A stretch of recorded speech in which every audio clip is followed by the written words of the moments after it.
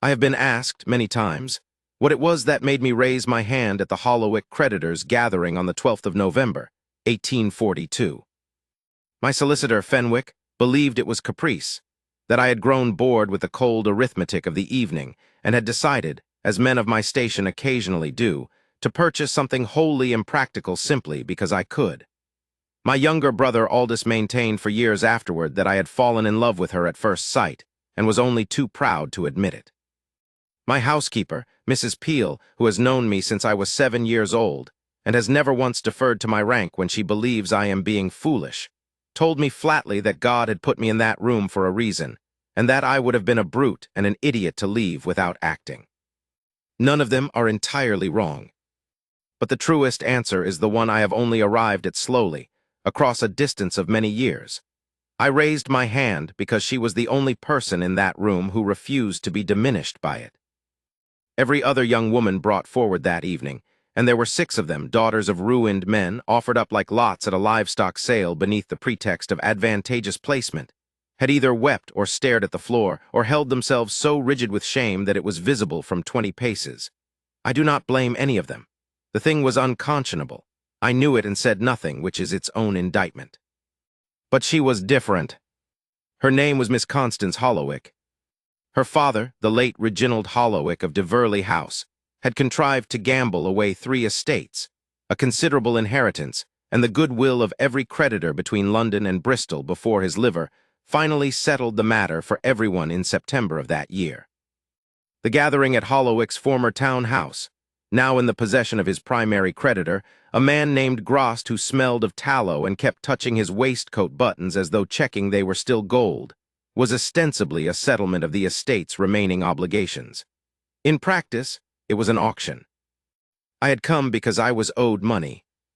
Not a great sum by my standards, but enough that Fenwick had insisted I attend in person rather than sending an agent, given certain irregularities in the estate's accounting that he wished me to observe firsthand.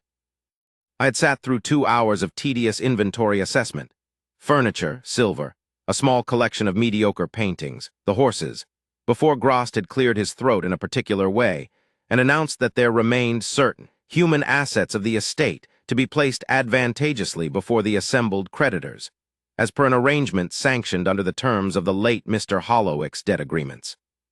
Human assets. I remember the phrase landing in the room like something thrown from a great height. There were perhaps 30 men present, solicitors, creditors, several younger sons of good families who had heard the whisper that Hollowick daughters were being offered and had come like crows to carrion. I watched them settle forward in their chairs when Grost made his announcement. I felt something very old and very cold move through me. The first 5 young women were brought in one at a time. They ranged from perhaps 15 to 22 years in age.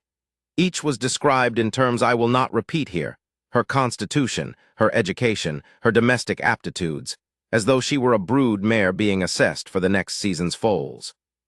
Grost had the audacity to frame each arrangement as a sponsored placement into a household of standing, and the men in the room had the further audacity to nod, as though this language made the thing respectable. I did not bid. I sat with my hands on my knees and watched and said nothing, and the cold thing inside me grew colder and did not move. Then they brought in Constance Hollowick. She was the eldest daughter, 23 years old, as I later learned, though she carried herself with a composure that might have belonged to a woman twice that age or to a woman with no age at all, ageless in the way that certain kinds of dignity are ageless. She was not, by the conventional arithmetic of the room, the most striking of the 6. Her sisters, or at least the 2 I recognized from the earlier presentations as sisters, had the kind of soft prettiness that the men around me clearly found more immediately useful. Constance Hollowick was something else. Her hair was very dark, dressed simply, without the elaborate arrangement that fashion demanded in 1842, and I thought at the time that this simplicity was perhaps not choice but necessity, the combs and pins and ribbons having been among the things sold off with the rest of the estate. Her gown was gray. It was clean and pressed with evident care, but it was 2 seasons behind, and the cuffs showed signs of having been turned. She was pale in the way that people who have not slept properly for several months are pale, and there were shadows beneath her eyes that told of the particular exhaustion that comes from grief compounded by practical disaster. But she walked into that room with her chin level. Not elevated, not the performance of pride, which would have been its own kind of desperation. Level.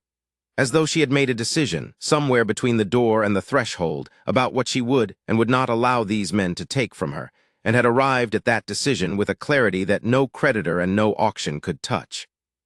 Grost began his description. I will not repeat it. She did not look at the floor. She did not look at the ceiling. She looked at the middle distance, at approximately the level of the heads of the men seated before her, and her expression was one that I recognized much later. It took me some months to name it, as the expression of a person who is present in a humiliating situation without being destroyed by it. She was there. She was not absent, had not retreated behind blankness or performance. But she had positioned something, some essential part of herself, slightly beyond the reach of what was happening in that room. I raised my hand before Grost had finished his opening description. There was a small stir. I was the most senior title in the room by a considerable margin and had given no indication of interest in any of the preceding arrangements, and so my bid produced a ripple of recalibration among the assembled men. Grost brightened. A competitor, a heavy-set man named Pelford, who I knew slightly and disliked considerably, a man with a reputation regarding the women in his household that I will leave to the reader's inference, had been the only bidder, and had offered a figure that was an insult dressed as a courtesy. I named a number that was double Pelford's offer. Another stir. Pelford blinked at me from across the room. I held his gaze until he looked away, which did not take long. No one else bid. Grost thanked the room with a satisfaction that made my skin crawl, announced the settlement of Miss Hollowick's placement, and moved on to other business. She had not looked at me during the bidding. She looked at me once briefly as the proceedings concluded, a single steady glance that lasted no more than 2 seconds, and then she was ushered by a clerk to one side of the room to be processed, which is the word that kept presenting itself to me as I watched it happen, the word that felt most accurate and most damning. I excused myself from the remaining inventory proceedings. Fenwick gave me the look he reserves for moments when he believes I have done something that will create complications for him, and I told him to settle the remaining debt against the estate, and to note that I was releasing the Hollowick interest without recompense. He wrote it down with the expression of a man filing information that he will return to at a later date. I found Miss Hollowick in the anteroom where the clerk had deposited her with a document and a pen. She was reading the document when I entered. Not skim-reading, reading, with the careful attention of someone who does not sign things they have not understood. I respected that immediately. I closed the door behind me, and she looked up. The clerk who had accompanied her took one look at my card and retreated to the corridor with a discretion that suggested he had spent considerable time in the households of the powerful. We were alone. She met my gaze without flinching, which I confess I had not entirely expected, and waited. She did not thank me. She did not perform relief or gratitude. She simply waited with the document in her hands for whatever was going to happen next. I said, Miss Hollowick, I am Ashbourne. I purchased your placement this evening. I know who you are, Your Grace, she said. Her voice was steady, low for a woman's, and with a dryness to it that I would eventually understand was her natural register, not coldness, but a particular kind of precision. I recognized you. You are the Duke of Ashbourne. Your debt claim against my father's estate was listed in the second column of the creditor's schedule, third from the bottom. I blinked. You read the schedule. I read everything I was permitted to read regarding my father's affairs, she said. It seemed important to understand precisely what situation I was in. And did you? Precisely, she said, and there was something in the word that was neither self-pity nor defiance, but something in between. A kind of clear-eyed accounting of her own circumstances that I found, incongruously, almost beautiful in its steadiness. I am an unmarried woman of 23 with no fortune, no prospects, a father who died in debt, 2 younger sisters in similar circumstances, and as of this evening, an obligation to whichever gentleman acquired my placement at tonight's gathering. She paused. Which appears to be you, Your Grace. It does, I said. A silence. What are your intentions? She asked.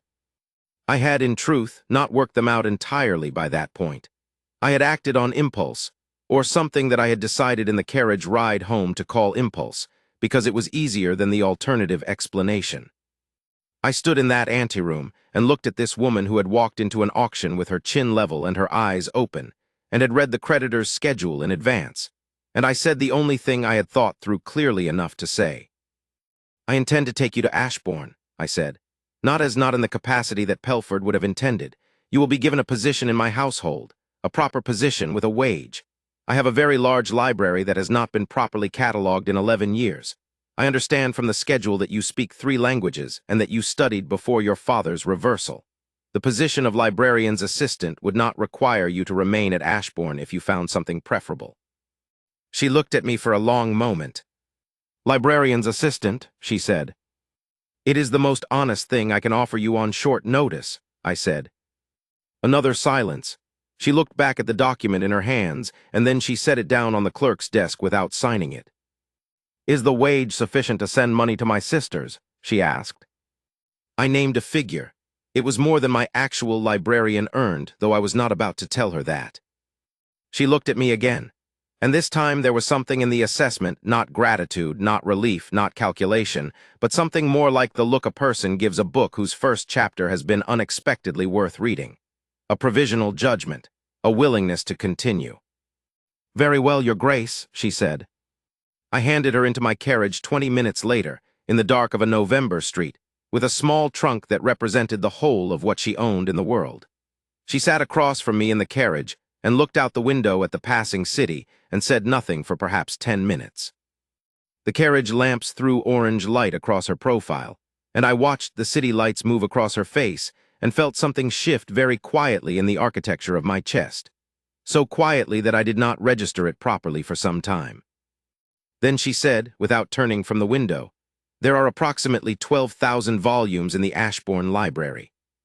It was catalogued last in 1831, according to the Hollowwick estate records. Your father purchased several lots from mine at that time, and the original cataloging notes were included in the transfer." I stared at her. "How do you know that?" I asked. She turned from the window then, and there was the faintest thing at the corner of her mouth. Not quite a smile, not quite amusement, but the suggestion of both, like light moving behind a curtain. "I told you," she said. "I read everything I was permitted to read." I did not sleep well that night. I sat in my study at Ashbourne's London residence until nearly 3 in the morning with a glass of brandy that I did not drink, and I thought about her standing in that auction room with her chin level and the creditor's schedule memorized, and I thought about the first movement of that very quiet shift in my chest, and I thought, "You are going to have to be very careful, Edmund." Edmund, incidentally, is my Christian name. My title is Ashbourne. My family name is Vane. I am 37 years old in the memory I am describing, or I was in November of 1842. I am older now. I tell this in retrospect, which means I know how it ends, and what I am trying to do is show you how it began. In an anteroom, with a woman who had read the creditor's schedule and refused to sign a document she had not finished reading, and a man who raised his hand at an auction before he had thought through why, and has spent the subsequent years understanding. Ashbourne Park is 40 miles northeast of London, in the particular kind of English countryside that is beautiful in summer and ruthless in winter. In November of 1842, when I brought Constance Hollowwick north for the first time, it was the second kind. Bare trees, frost on the stone, the sky the color of old pewter. She looked at it through the carriage window and said nothing for a very long time. Then she said, "It is larger than I expected." "Is that good or bad?" I asked. She considered this seriously. "It means the library catalog will be a genuine undertaking," she said, "so I suppose it is good." Mrs. Peel met us at the door. Mrs. Peel has been my housekeeper for 14 years, and she is constitutionally incapable of pretending that she does not have opinions, which I have always respected even when it is inconvenient. She looked at Miss Hollowwick, assessed her, with the rapid, thorough competence of a woman who has processed a great deal of information in a great many foyers. And then she looked at me with an expression I had not previously seen on her face, which combined relief, vindication, and a calm certainty that suggested she knew something I did not. "Miss Hollowwick," she said, with a warmth she reserved, in my experience, for people she had already decided she liked, You'll be wanting to see your rooms and have something warm to eat. His Grace can manage his own coat." Miss Hollowick looked at me briefly, as though checking whether this was the normal register of the household. "It is," I said. The corner of her mouth moved again. She followed Mrs. Peel. I stood in my own foyer holding my own coat and felt, for the first time in quite some years, as though something was beginning. I will not pretend that the first weeks were easy. Constance Hollowick was in a situation that had no dignified name and several undignified ones, and she was intelligent enough to know it. She was neither servant nor guest. She was neither the woman of the house nor a paid domestic in the ordinary sense. The household staff, who were long practiced in the navigation of Ashbourne's social geography, watched her with a careful attention that was not unkind but was unmistakably evaluative. They were waiting to see where she fit. Society, had it known, would have had a great deal to say. It did not know because I had not told it, and because November in the country is a season of relative social quietude. She went to work on the library on the third morning. I found her there at 7 o'clock, which was an hour before I typically rose, with a lamp and a notebook and the original 1831 catalogue, which she had found in the estate records room, where my father's land agent had filed it 37 years ago, and apparently no one had opened it since. She had a system already, charted on 3 sheets of paper pinned to the reading table, a section-by-section methodology for cross-referencing the existing catalog against the current shelves, noting accessions and losses and misfiled volumes. The methodology was efficient and thorough, and rather better than anything my actual librarian, an elderly man named Finch who came twice a week from the village, had ever proposed. "You started without Mr. Finch," I said. She looked up from the notebook. She had ink on her left forefinger. "Mr. Finch was good enough to discuss the project with me yesterday afternoon," she said. "He was relieved to have a methodology in place and asked me to lead the primary effort. He will handle the accessions records and the acquisitions correspondence." I looked at the 3 pinned sheets. He agreed to this readily. He seemed, she said, with that careful precision of hers, to find the prospect of someone else managing the more active part of the work not entirely unwelcome. This was, I later confirmed, an extremely diplomatic summary of a conversation in which Mr. Finch had reportedly said, with considerable feeling, that it was the first time in 11 years he had been offered a sensible plan, and that if Miss Hollowick wanted to reorganize the entire East Wing by subject matter rather than acquisition date, he would cheer from the sidelines and write whatever letters she needed. I looked at her there in the lamplight, in the gray morning, surrounded by 11 years of accumulated disorder, with her notebook and her methodology and her ink-stained finger, and the thing in my chest that had moved quietly in the carriage shifted again. "Will you want additional lamp oil?" I asked. It was not the most poetic thing I could have said. She looked at me with that evaluative quality, and then she said, "More lamp oil would be useful. And if there is a spare writing desk that could be moved to the northwest alcove, that would allow me to set up a permanent cataloging station without having to clear the reading table each evening." "I'll have it moved this afternoon," I said. "Thank you, Your Grace." I left the library. I walked down the corridor toward my study. And somewhere between the library door and the end of the corridor, I became aware that I had smiled. A real smile. Not the social one that I deployed at dinners and parliamentary sessions, but the involuntary kind, and that I was not entirely sure when that had happened or what precisely had caused it. December came, and with it the first of the social complications. My neighbor, and in most seasons, my most persistent social obligation, Lady Hartfield, a widow of vigorous opinions and a guest list that she deployed like a military campaign, gave her annual winter gathering at Hartfield Hall, and the invitation that arrived for me at the beginning of the month included, in Lady Hartfield's decisive hand, a postscript. "And do bring the young woman I hear you've installed at the park, Hollowick's daughter. People will talk regardless, Edmund, so one might as well manage the narrative." I read this to Constance, who was cataloging French philosophical texts and had a small piece of paper between her teeth serving as a bookmark substitute. She removed the paper, read the invitation I held out, and returned it to me. "What would you like me to do?" she asked. "I am asking what you would prefer," I said. "You are not obligated to attend. It will be uncomfortable." She considered this with the same seriousness she brought to everything. Will the discomfort be of the sort that diminishes over time with exposure, she said, or the sort that compounds? Probably both, I said honestly. Lady Hartfield is formidable but not unkind. The other guests are less predictable. Then I will attend, she said, if you believe it would be useful. She paused. Your Grace.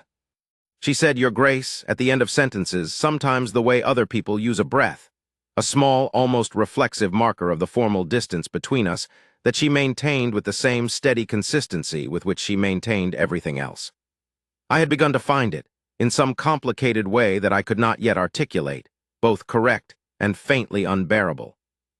I believe it would be useful, I said. She nodded and retrieved her small piece of paper from the table. There are 14 volumes of Voltaire here, she said, that were filed under natural history. That would be my grandfather's doing, I said. He believed they were a threat to civilization and was attempting to bury them in the Lee Street section. She looked at me, and this time the thing at the corner of her mouth became, unmistakably, a smile. The first I had seen, a real one, not the polished composure she wore in public, but something unguarded and brief, like a window opened and then quickly shut against the cold. I have met several volumes in this library, she said, that I suspect are here for similar reasons. What do you do with them? I asked. I catalog them correctly, she said. If something is worth hiding, it is generally worth finding. I stood there for a moment in the particular silence that follows a remark that has disclosed more than it appears to. Then I said, the gathering is on the 18th. I'll be ready, she said, and turned back to Voltaire. Lady Hartfield's gathering was, as advertised, both useful and uncomfortable, and the proportions shifted throughout the evening in ways I could not fully predict. Constance arrived in a gown that was not the gray one. It was dark blue, and it had clearly been made over from something older. But Mrs. Peel had done remarkable things with it, and Constance's carriage made everything she wore look intentional. She moved through Lady Hartfield's rooms with the same level chin and open eyes she had brought to the auction room, and she spoke when she was spoken to, and she spoke well, precisely, without embellishment, with a directness that was perfectly calibrated to the person she was addressing. She had the instincts of someone who had been raised in a household that had once had social standing and had learned to read rooms early. Lady Hartfield took to her immediately, which I could have told anyone was going to happen. Lady Hartfield values intelligence and composure above virtually everything except good breeding, and Constance had two of the three, and managed the deficit in the third with such quiet authority that it became, in Lady Hartfield's parlor, a non-issue. The trouble came from the Draven party. Lord Draven was a man I had known for 20 years and had never liked. His wife, Lady Draven, was a woman of considerable social power and the particular cruelty that sometimes accompanies it, the kind that is delivered always in a voice of sweet concern, so that the blow lands before the listener has quite registered that it was a blow. She had 2 daughters and a niece with her that evening, all 3 of them carefully positioned in the social field with the precision of chess pieces, and she had clearly identified Constance within the first quarter hour and decided that Constance constituted some form of threat. I was speaking with Hartfield's brother-in-law about the winter parliamentary session when I heard Lady Draven's voice from the other side of the room, not loud, but carrying, in the way such voices are designed to carry. Of course, one must feel for the girl. What is one to do when one's situation leaves one so entirely dependent on the generosity of a single gentleman? So difficult to maintain one's dignity in such arrangements. There was a murmur, a small, significant silence. I turned. Constance was standing 4 feet from Lady Draven. She had clearly heard. Her expression had not changed in any way that I could see, but something had, the quality of her stillness, perhaps, which deepened slightly, became even more perfectly composed, in the way that a person who has anticipated a blow does not flinch when it arrives. Lady Draven smiled, with the particular sweetness of the delivered blow, and turned to address someone else. I began to move toward Constance. She saw me coming, and the nearly imperceptible shift in her expression, something that was not quite a warning, but was in the same family, stopped me 3 paces away. She did not want me to intervene. The message was clear and delivered without a word. She turned instead to Mrs. Ravenswood, a perfectly pleasant woman standing to her left who had not been a party to Lady Draven's remark, and said, in her clear, precise voice, Mrs. Ravenswood, I believe you mentioned earlier that your daughter has recently begun her French studies. I found several excellent pedagogical texts in the Ashbourne library last week. Voltaire, among others, though I should perhaps start with something less destabilizing. Might I write out a list for you? Mrs. Ravenswood brightened immediately. The conversation turned. Lady Draven's blow was not answered. It was simply made irrelevant, efficiently and without drama, and the women around Constance followed her into the new conversation as though the previous moment had not occurred. I stood in the middle of Lady Hartfield's room and watched this, and felt something that was not, in that moment, the quiet shift in my chest, but something considerably louder. A feeling with more edges to it. Something closer to fury on her behalf and awe, and the helpless recognition of a quality I could not match. She did not look at me again for the rest of that portion of the evening. But when we were in the carriage going home, in the dark, with the frost-hardened road rattling under us and the lamp making its familiar orange light across her face, she said, "Lady Draven is not the most dangerous person in that room." "No," I agreed. "Who is?" "Lady Hartfield," she said without hesitation. "But she has decided, I think, to be kind." "She has," I said. "She is when she chooses." A silence. "Thank you," I said, "for not allowing me to make a scene." She turned from the window. "It would have confirmed everything Lady Draven implied," she said. "That I am entirely dependent on your intervention. It would have been a kindness that cost more than it helped." I looked at her across the carriage. The lamp light, the frost outside, the dark miles of road between Hartfield Hall and Ashbourne Park. "You are," I said, "the most self-sufficient person I have encountered in recent memory." She looked at me steadily. "I have had to be," she said, and turned back to the window. We did not speak again until we reached Ashbourne, and I found that the silence was not uncomfortable.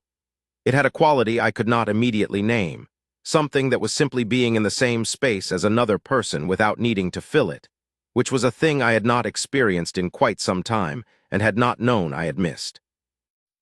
Christmas came quietly to Ashbourne, which was its custom. I have never been a man who keeps a large house over the Christmas season.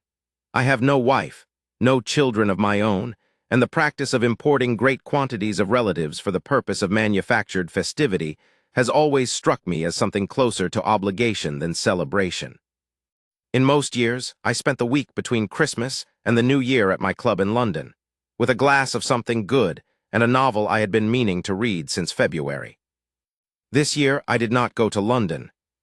I told myself this was because the library project was at a critical stage.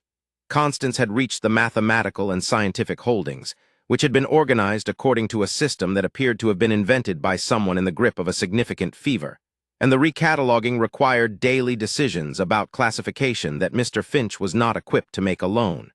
This was true, as far as it went. It was not, however, the whole truth. The whole truth was that I did not want to leave Ashbourne. I discovered this in stages. First, on the 14th of December, when I sat down to write to my secretary in London regarding travel arrangements, and found that I had written 3 sentences, and then set the pen down and gone to the library instead, on the pretext of asking about the progress with the scientific section. Second, on the 21st, when Aldous arrived for a 4-day visit, Aldous, my brother, who is 5 years younger than me and has always possessed an uncomfortable clarity about my emotional states, and looked from me to Constance over the dinner table with an expression of such transparent satisfaction that I asked him afterward what he thought he was doing with his face. "Nothing whatsoever," said Aldous. "You were doing something with your face," I said.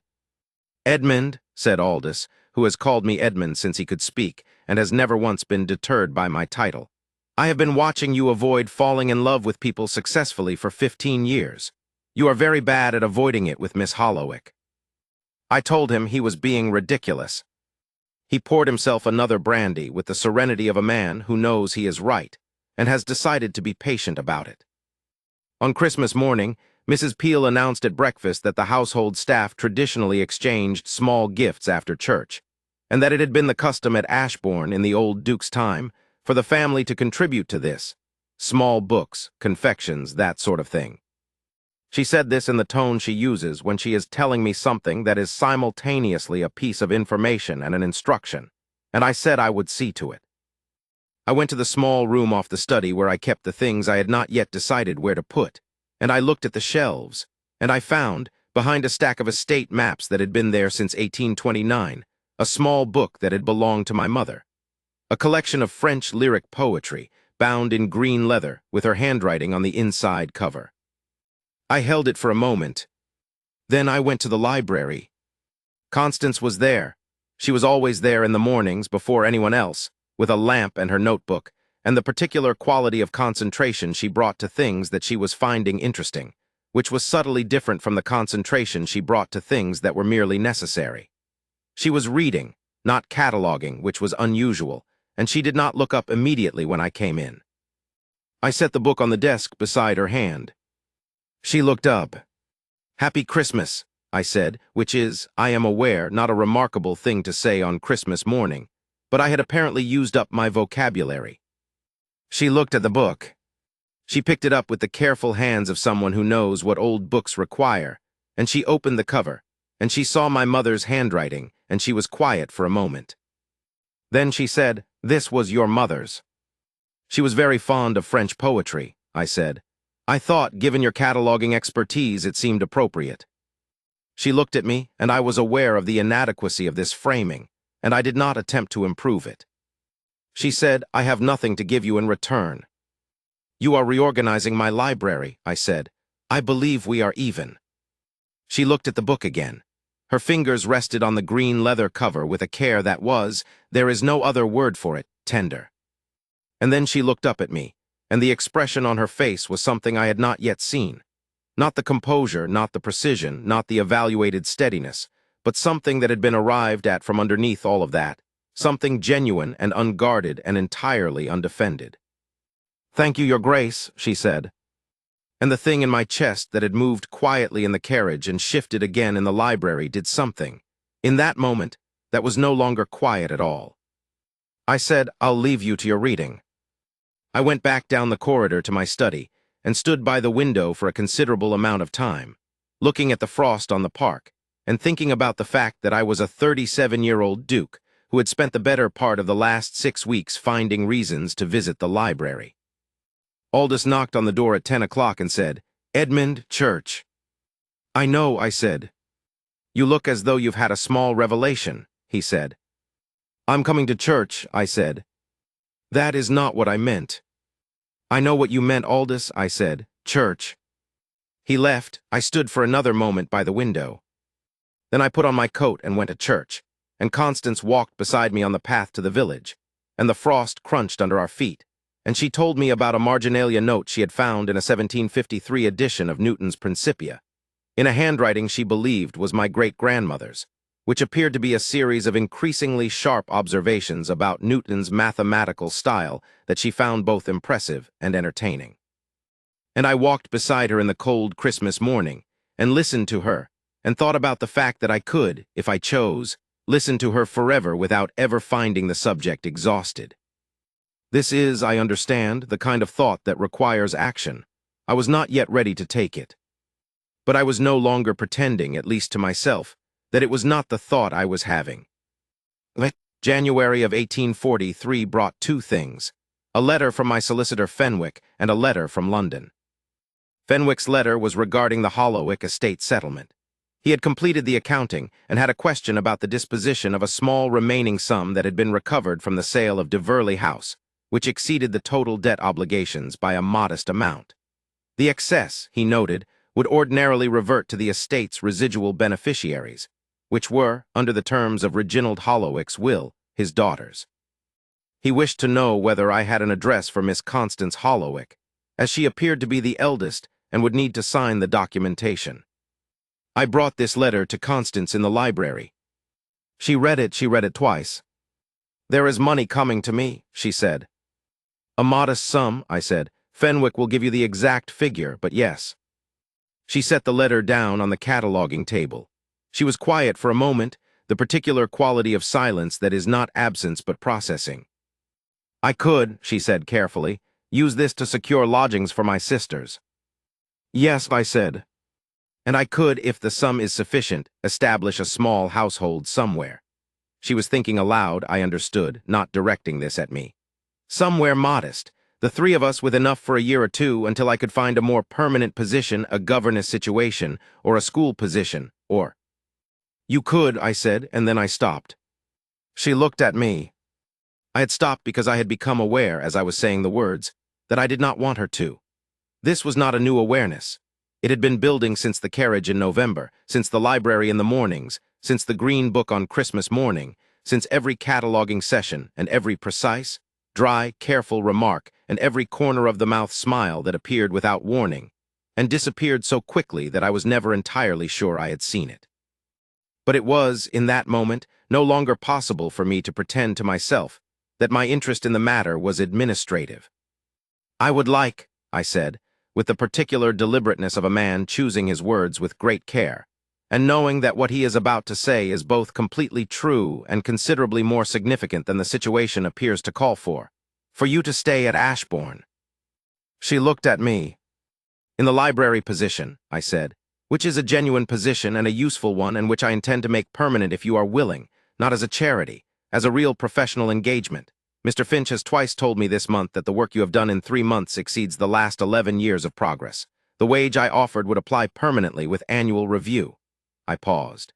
Your sisters could, if they wished, be placed at Ashbourne as well. I have several situations currently unfilled in the household, if they are amenable to domestic work, or I can make inquiries about governess positions in the county. A silence. You are, she said, offering me employment. I am. And accommodation for my sisters. If they wish it. Because the library needs cataloging. I looked at her steadily. Among other reasons, I said. She looked at me for a long moment. The lamp was behind her, and I could not read her expression as clearly as I wished. Then she said, What are the other reasons, Your Grace? And I said, I should very much like to discuss that, when you have made your decision about the library position. A beat. She looked at me, and I looked at her, and the library was very quiet around us, with its 11 years of accumulated order now beginning to emerge from the chaos, shelf by shelf, section by section. I accept the library position, she said. Good, I said. And I would be grateful for inquiries regarding my sisters. I'll speak to Mrs. Peel. Thank you, Your Grace. I nodded and turned toward the door. Your Grace, she said. I turned back. She was looking at me with the same evaluative attention that had met me in the anteroom in November, clear and steady and entirely unafraid. And then she said, When I have settled my sister's situations, I would be glad to discuss the other reasons. I held her gaze. I'll look forward to it, I said. I walked out of the library and down the corridor to my study and sat down at my desk and stared at the wall for approximately 5 minutes, which was, I calculated, about the appropriate response to what had just happened. The letter from London was the second thing January brought, and it was considerably less welcome. It was from a woman named Lady Serena Cavendish, not a family connection, but a social one, the daughter of the Earl of Dunthorpe and a person with whom I had been, in the language of the period, linked in the preceding years in a way that was neither accurate nor inaccurate, but was the kind of social shorthand that happens when two unmarried people of compatible rank are seen at dinners together several times in a season. Lady Serena was 30 years old, beautiful, clever, and possessed of an ambition that was so open and matter-of-fact about itself that I had always found it rather refreshing. She had also, I was aware, been waiting with some patience for me to declare myself, which I had never done and had never been entirely sure I would. Her letter informed me that her father had received an inquiry from my cousin Francis Vane, who was, in the absence of a direct heir, the next in line to the Ashbourne title, and that this inquiry had been of a nature that suggested Francis was interested in understanding the state of my matrimonial intentions. In other words, my cousin was sounding out the Dunthorpe family to determine whether Lady Serena remained a potential Duchess of Ashbourne, which she would cease to be if I married someone else, which would affect various dynastic calculations that Francis had been making for several years. I read this letter with the attention it deserved, and then I set it on the desk next to Fenwick's letter, and I sat for a while with both of them in front of me. My cousin Francis is a man I have known all my life, and liked for perhaps 12 of those years. the ones before he understood that I had not yet married and began to view this as a personal opportunity. He is not malicious. He has simply organized his ambitions around a particular vacancy, the way water organizes itself around a depression in the ground. He has 2 sons and a wife who would, by all accounts, be perfectly adequate inheritors of the Ashbourne title, and he has been carefully managing the possibility for some time. My continued bachelorhood is, from his perspective, a promising sign, and my failure to have produced an heir at 37 is, from his perspective, a gift. I did not especially like being a gift. I wrote back to Lady Serena the same day, a brief and careful letter, expressing my hope that her father had not been troubled by Francis's inquiry, and noting that I intended to be in London for the parliamentary season in February and would call. Then I went back to the library. Constance was at the northwest alcove desk, the desk that had been moved in December, which had become in the intervening weeks so entirely associated with her that I could not imagine it having been anywhere else. She was writing in her catalogue notebook, and she did not look up when I came in, which was her custom when she was in the middle of an entry. She finished the thought first. "The second London letter," she said when she had finished writing, "the one you did not mention." I had not realized she had observed both arrivals. I should have. She observed everything.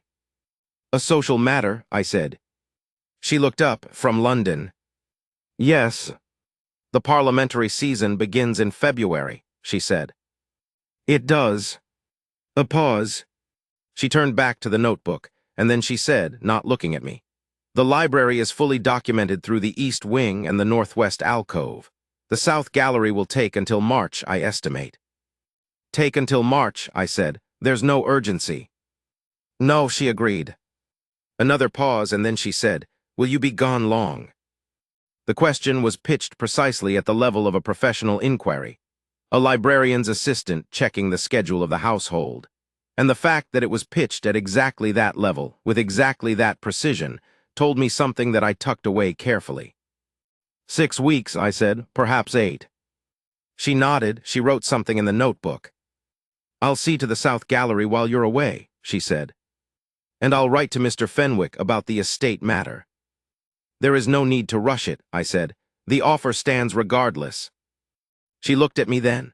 The lamp was between us, and her face was half in light and half in shadow, and her expression was the composed one, the public one, the one that did not give anything away.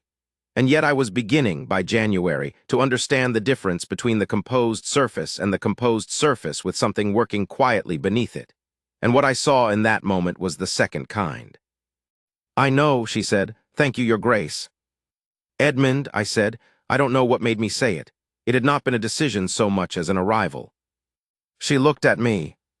"My name," I said, "is Edmund. You are welcome to use it. Mrs. Peel does." Aldous certainly does, and I have never succeeded in convincing him otherwise. I see no reason why a person who has read my father's creditor's schedule and found my great-grandmother's annotations in the Principia should continue to address me by my title in a library at 8:30 in the morning. A very long silence. Then she said, "Constance." "I know," I said. Another silence, shorter this time, and then something moved across her face. Not the half-smile, something quieter than that, something that was simply real without any frame around it. "Edmund," she said, testing it once. "Yes," I said, "that's the one." She turned back to her notebook, and I thought for a moment that she was hiding something. But she wrote 3 very quick, correct entries in a row, and I knew from experience that she only wrote that fast when she was feeling something she needed to work through, and I let it go and did not press. I left the library and went to write 6 more letters that I had been postponing. I went to London in the first week of February, as planned. I took with me a specific list of things I intended to accomplish. 4 parliamentary committees, a meeting with the board of a charitable foundation my mother had established, 2 dinners with old colleagues, a review of certain investments Fenwick had flagged, and a call on the Dunthorpe household. I accomplished all of these things except the last one with reasonable efficiency, which surprised me. I had expected to find London occupying, distracting in the way that cities distract, with noise and people and the particular momentum of social obligation that sweeps you along without requiring you to think. Instead, I found London curiously flat. The dinners were people I had known for years talking about things I had heard them talk about before. The committees were important and tedious in the ratio that committees always are. My club had the same leather chairs and the same smell and the same conversation it always had, which had previously seemed comforting and now seemed simply familiar, which is not the same thing. I called on the Dunthorpe household on a Thursday afternoon. Lady Serena received me in the drawing room, and we had an hour's conversation about Parliament, about the season, about a mutual acquaintance's recent engagement, about a novel we had both read at different times and agreed on in broad terms. She was, as she had always been, excellent company, clear-headed, funny in a dry way, entirely aware of the dynamics of the conversation we were having and navigating them with a deftness that I recognized and admired. At the end of the hour, she said, "You are not going to declare yourself." "No," I said. "Is it the woman at Ashbourne?" she asked, without any particular edge to it, simply the question. I looked at her. I had not told anyone about Constance except Aldous. I said, "How do you know about that?" "Your cousin Frances has a loud voice and an indiscreet solicitor," she said. "The version I have is that you purchased a debtor's daughter at a marriage auction and installed her in your library. Is that broadly accurate?" "Broadly," I said. She looked at me for a moment. "Are you in love with her?" I was quiet for a moment, not because I did not know the answer, but because I was deciding whether to say it. "Yes," I said. Lady Serena nodded once thoughtfully, as though confirming something she had suspected but wanted to verify. Then she said, "Then go back to Ashbourne, Edmund. Frances's scheming is tedious, and this season is going to be dreadful without you in any case, but it will be considerably more bearable knowing you are somewhere being useful." I looked at her. "You are remarkably generous," I said. "I am also entirely practical," she said, with a smile that was genuinely warm. "Marry someone who makes you write things in your letters about how the library is progressing, Edmund. It suits you very poorly to be interesting and then play at being dull." I asked her on the way out how she had known about the library. She told me that in my last 3 letters to mutual correspondents, I had mentioned the recataloguing of the Ashbourne Library and its progress in more detail than I had mentioned anything else, and that she had concluded from this that my attention was elsewhere. I had not realized I had been doing this. I took the London mail north 2 days earlier than planned. I arrived at Ashbourne on a Thursday evening unannounced. The house was quiet, it was late, and the staff had largely retired. Mrs. Peel appeared at the foot of the stairs in her dressing gown, assessed the earliness of my return with characteristic efficiency, and said, "I'll have your rooms aired and a cold supper sent up. Miss Hollowick has been keeping the library open late this week. Something about the South Gallery requiring additional lamp oil." "I'll look in," I said. "I thought you might," said Mrs. Peel, which is a thing she says when she has predicted something correctly and wants me to know it. The library was lit at the far end, the South Gallery, as Mrs. Peel had said, where Constance had set up a secondary cataloging station for the overflow of the reshelving project. I could see the lamp from the corridor through the open door and the edge of her shadow on the wall. I stopped in the doorway. She had not heard me. She was reading the serious, absorbed reading, not cataloging, with the lamp tilted at her preferred angle and the notebook closed beside her. The book in her hands was the green poetry collection I had given her at Christmas. She had it open to a particular page, and her expression was the unguarded one, the one that appeared when she was not aware of being observed. I stood in the doorway for a moment that was longer than was probably dignified and watched her read my mother's book of French poetry in the South Gallery of my library at 10 o'clock at night, and I thought very clearly, I am not going to recover from this, and I do not want to. She looked up. We looked at each other across the South Gallery for a moment that contained, on both sides, a great deal of information. "You are early," she said. "I am," I said. "Did you conclude your business?" "Most of it," I said. I moved into the gallery. "The parliamentary matters, the committee work." "And the personal matters?" she asked. Her voice was perfectly steady, and the question was offered in exactly the register of someone who has the right to ask it and is not certain they do. "Yes," I said, "all of them." I sat down in the armchair across from her, which was not where I usually sat. It was closer than I usually sat. and she closed the poetry book over her thumb to keep the page. "How are my sisters?" I asked. "Clara has taken to the kitchen very well," she said. "She has Mrs. Peel's complete approval, which I understand is not easily earned. Harriet is teaching the Cranley children 3 mornings a week, the governess position you arranged. She likes it very much." "Good," I said. A silence, the lamp between us. She said, "Edmund." I looked at her. She said, "I should like to discuss the other reasons." I had said, in January, that we would discuss the other reasons when she had settled her sister's situations. She had settled her sister's situations. She was reminding me of this with the precision she brought to everything. I said, "I purchased your placement at Hollowick's gathering because I watched you walk into that room, and you were the only person in it who was not going to be made smaller by it, and I found I could not." I stopped. "I am not very good at this," I said. "I am better at parliamentary speeches and correspondence." "You are doing adequately," she said, which was, I recognized, the highest form of encouragement in her register. I looked at her, the lamp, the green book, the south gallery with its newly ordered shelves. "I am in love with you," I said, which I had been working up to for several months and which arrived, in the end, without any of the elaborate scaffolding I had been constructing around it. Just those words, plain and irreversible. She was quiet for a moment. "I know," she said. "You know," I said. "I have known since approximately the 5th week," she said, with the matter-of-fact precision of a woman who catalogues things for a living. "I have been waiting to see what you intended to do about it." "And what," I said, "have you been thinking about doing about it yourself?" She looked at me, and her expression was the real one, the unguarded, unframed, entirely genuine one, the one that appeared when she had decided not to protect herself from whatever was happening. "I have been," she said, "thinking about it for approximately the same length of time." I said, "Constance." "Edmund," she said. "I want you to marry me," I said. "Not as a librarian, not as a practical arrangement, not because you are in my household and it makes sense, because—" I stopped again. "Because the world is considerably more interesting with you in it than it is without you. And I would like, if you are willing, to spend the rest of my life finding out what else you have read, and what else you have memorized, and what other marginal annotations you are going to find in the things I have inherited." A silence.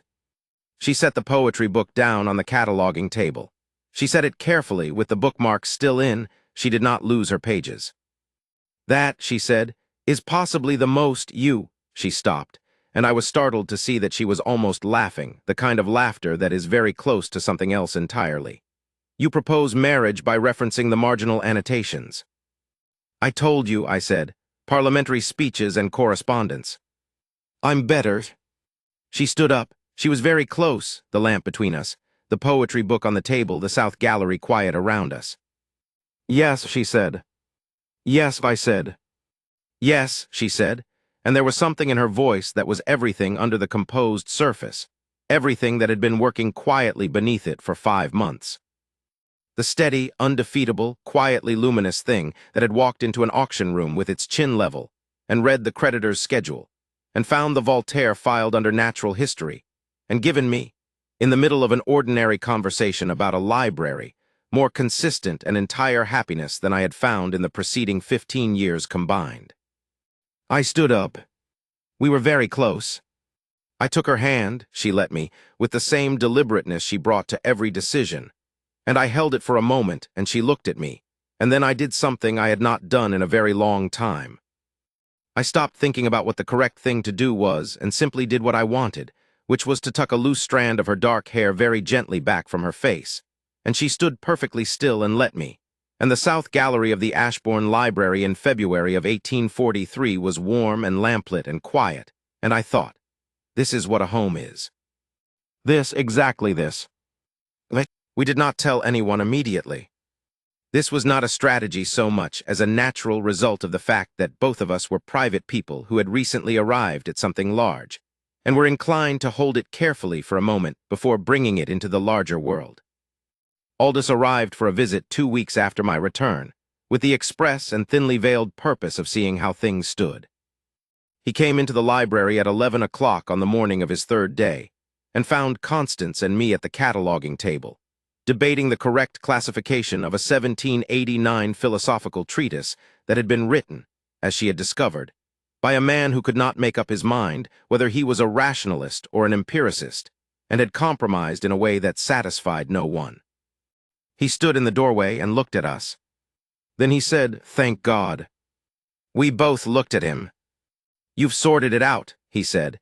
He looked at Constance with the uncomplicated warmth of a man who has been hoping for precisely this outcome. "You have sorted him out." "We are debating the classification of a philosophical treatise," Constance said. "I know," said Aldous. "That's exactly what I mean." Mrs. Peel, when we told her the following Sunday, said, "Yes, quite. Will you be wanting the announcement to go out this week or next?" I said you knew. "I have known," said Mrs. Peel, "since the second week in December when you told Jenkins to move the writing desk to the northwest alcove." Constance said, with perfect composure, "The writing desk did transform the catalog workflow considerably." "Yes," said Mrs. Peel, in the tone she uses when she has said everything that needs to be said and is simply waiting for the rest of us to catch up. "It did." The announcement went out in the first week of March. The response was what I had expected, and rather less than I had feared. There was a quantity of talk. There is always talk, particularly in the situation where a duke of some standing has found his future duchess at a creditor's gathering, and some of it was unkind. Lady Draven was, by all reports, vocal on the subject of the unsuitability of the match, which did not surprise me. Francis Vane was reportedly displeased, which I noted with rather more satisfaction than was probably charitable. But Lady Hartfield wrote a letter that arrived the same week as the announcement, a letter of 4 pages that opened with the line, "I knew the moment she corrected Lady Draven at my gathering with a reading list that this was a woman of uncommon good sense, and men of uncommon bad sense, Edmund, should marry women of uncommon good sense at the earliest opportunity." She had signed it with her usual decisive hand and enclosed a recipe for plum cake, which she noted was the Hartfield family recipe and was being shared as her wedding gift, as she had no patience for buying things in shops. I read this letter to Constance at breakfast. She listened to the whole thing. She was quiet for a moment after I finished. Then she said, "She is correct that it was a reading list. Voltaire would have been too destabilizing." "What did you give her instead?" I asked. "Mrs. Chapone," said Constance. "Letters on the improvement of the mind, thoroughly respectable. Mrs. Ravenswood's daughter will find it edifying." I put the letter down. "You planned that?" I said. "I catalogued the available options," she said, "and selected the most appropriate one for the circumstances."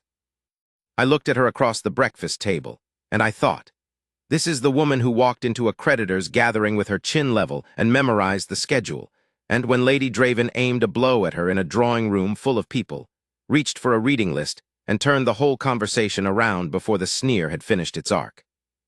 "Constance," I said. "Edmund," she said. "I am," I said, "entirely and at considerable length in love with you." The corner of her mouth moved, and this time it went all the way, an actual, real, complete smile, unguarded and warm and entirely directed at me. "I know," she said.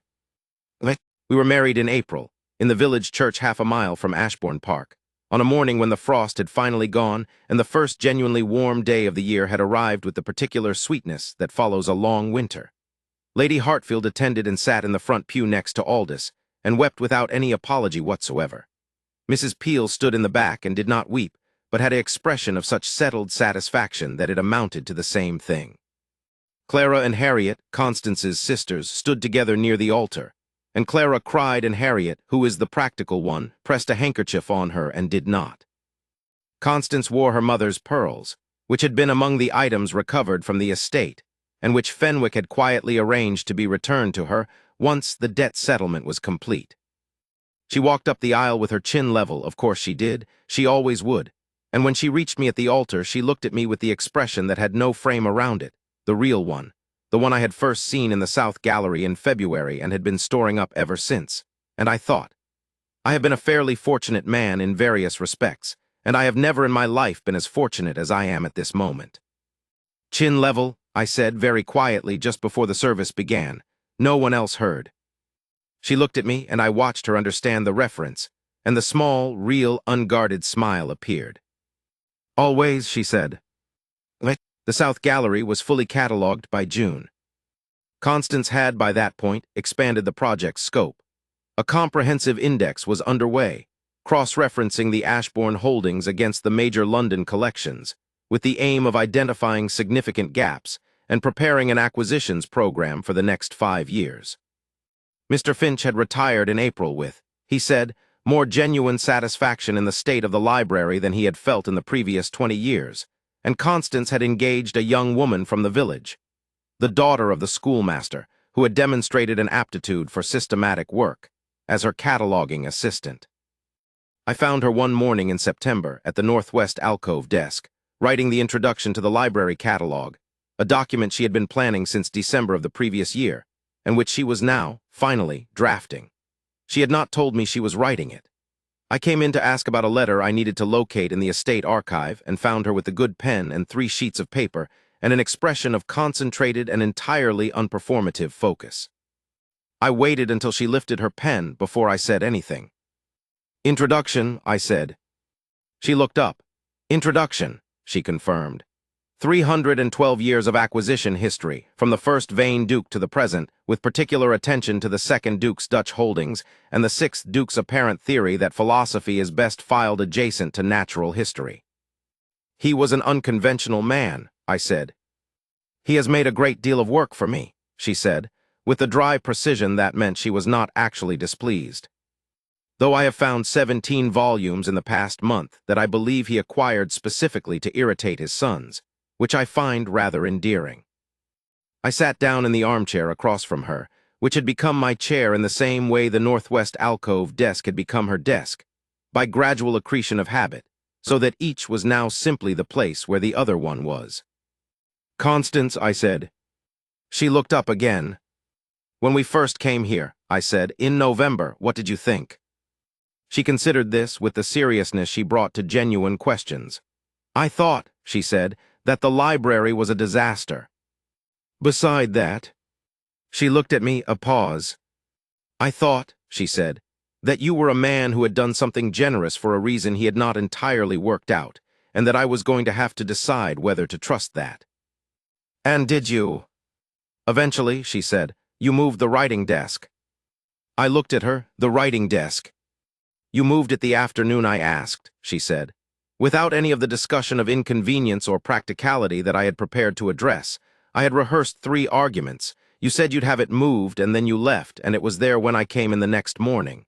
She paused. "It was a small thing." "But," I said. "But I have found," she said, "that small things tell you more than large ones. Large things can be performed, small things generally are not." I sat with this for a moment. 12,000 volumes, I said, and you started with 3 sheets of paper. "Methodology is the only sensible beginning," she said. "Yes," I said. She returned to her introduction. I sat in my chair with the letter I had come in for, and the morning came in through the long windows, and the library was quiet around us, ordered now, purposeful, alive with a logic that had been there in potential all along, and simply needed someone with the right mind and the right methodology to bring it forward. I read the first page of her introduction when she was out of the room later that afternoon. It began, "The Ashbourne Library is a record not only of acquisition but of character, the choices made by 7 generations of men regarding what was worth preserving, what was worth hiding, and occasionally what was worth reading. This catalog is an attempt to restore coherence to a collection that accumulated over 3 centuries without, in its later decades, sufficient regard for order. The effort has been considerable. It has also been, without qualification, the most rewarding work of my life." I set the page back exactly where I had found it. The most rewarding work of my life. She had not included the rest. She had not included the fact that the most rewarding work of her life had been done in a house that was not originally hers, with a man who had raised his hand at an auction in November before he knew why, in a library that had been waiting 11 years for the person who could put it right.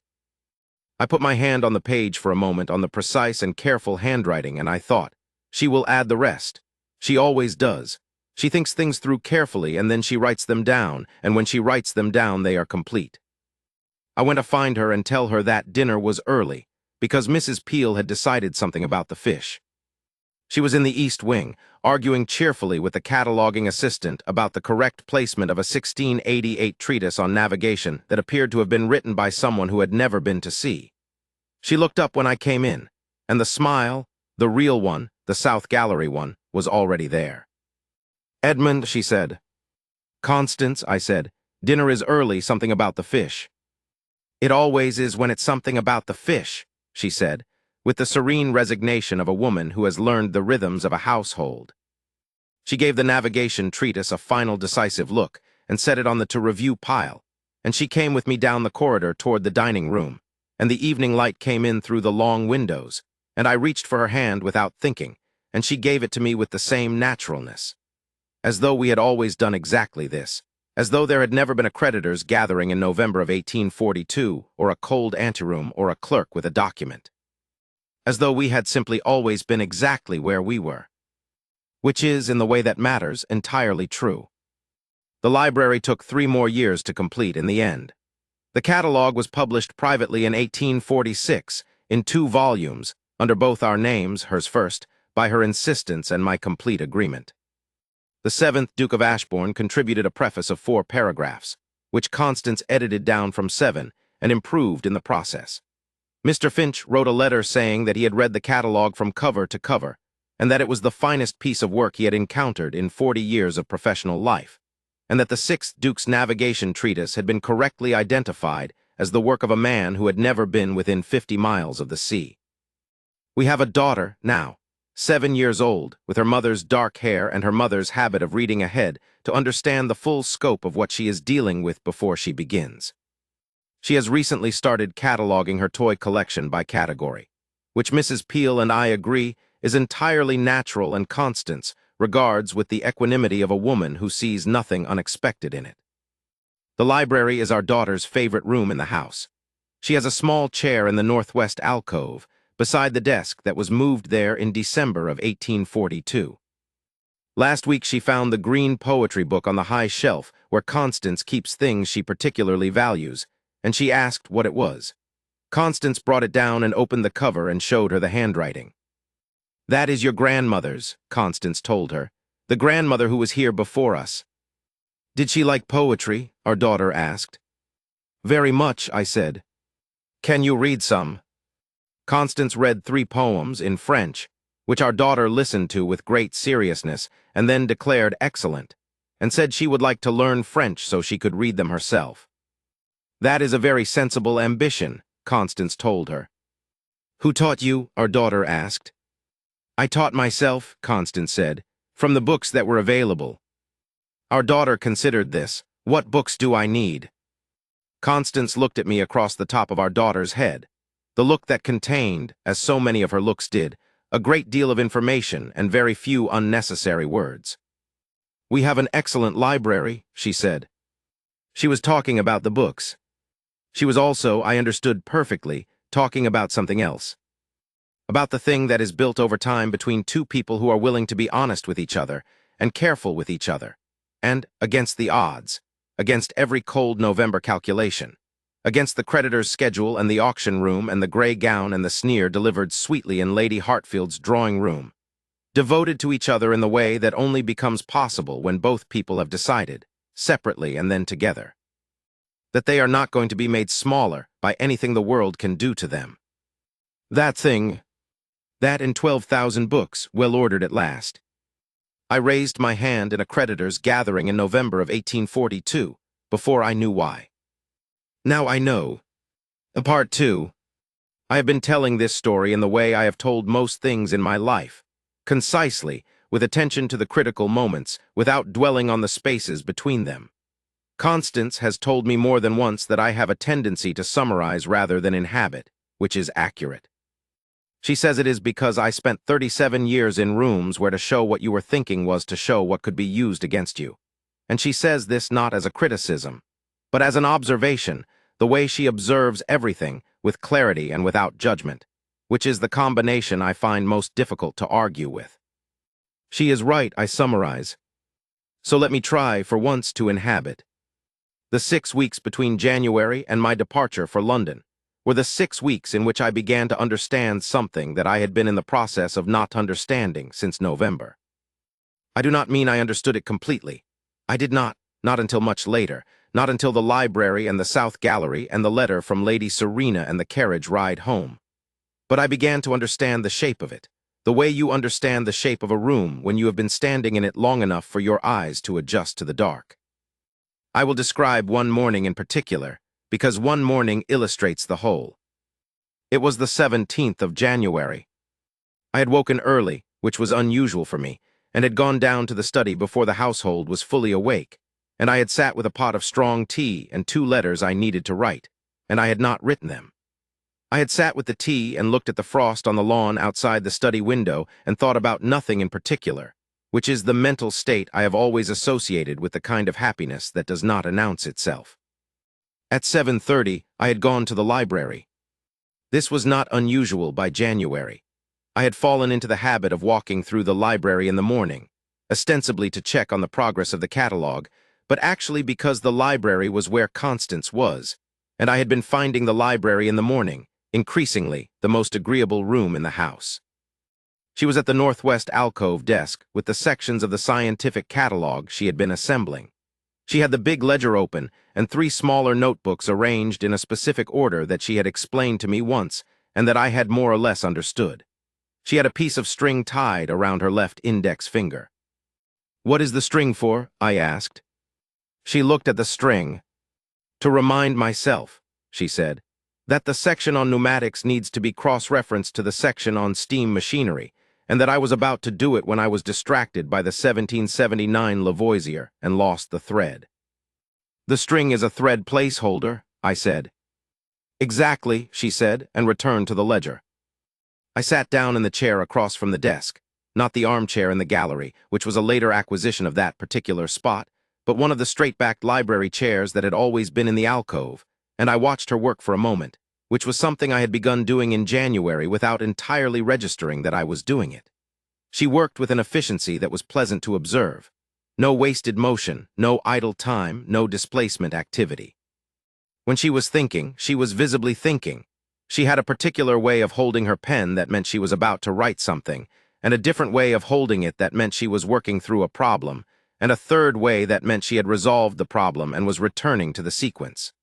The 3 were distinct. I had learned to tell them apart. "The Lavoisier," I said, "the 1779 edition." "Traité élémentaire de chimie," she said, without looking up. "Though I suspect the edition I found is not the 1779 but a 1789 reprint, which changes its catalog placement considerably. I've set it aside to confirm against the acquisition record." "What does the acquisition record say?" "It says French chemistry, blue boards, which is the level of specificity my grandfather apparently considered adequate." "He was a broad-strokes man," I said. "He was," she agreed. She wrote something efficiently in the large ledger. "He was also apparently under the impression that Lavoisier and Priestley were the same person, based on a marginal note I found in an adjacent volume, which explains a great deal about the state of the chemistry holdings." "To be fair," I said, "they were contemporaries." "They held opposite views on phlogiston," she said, with the mildness of a person who finds this disqualifying. "Calling them the same person is like calling Newton and Leibniz the same person, because they both worked on calculus." "My grandfather would have said they were both mathematicians," I said. "Your grandfather," she said, "would have had a very difficult time with this catalog." She paused. "He did have a very difficult time with this catalog, as demonstrated by the catalog."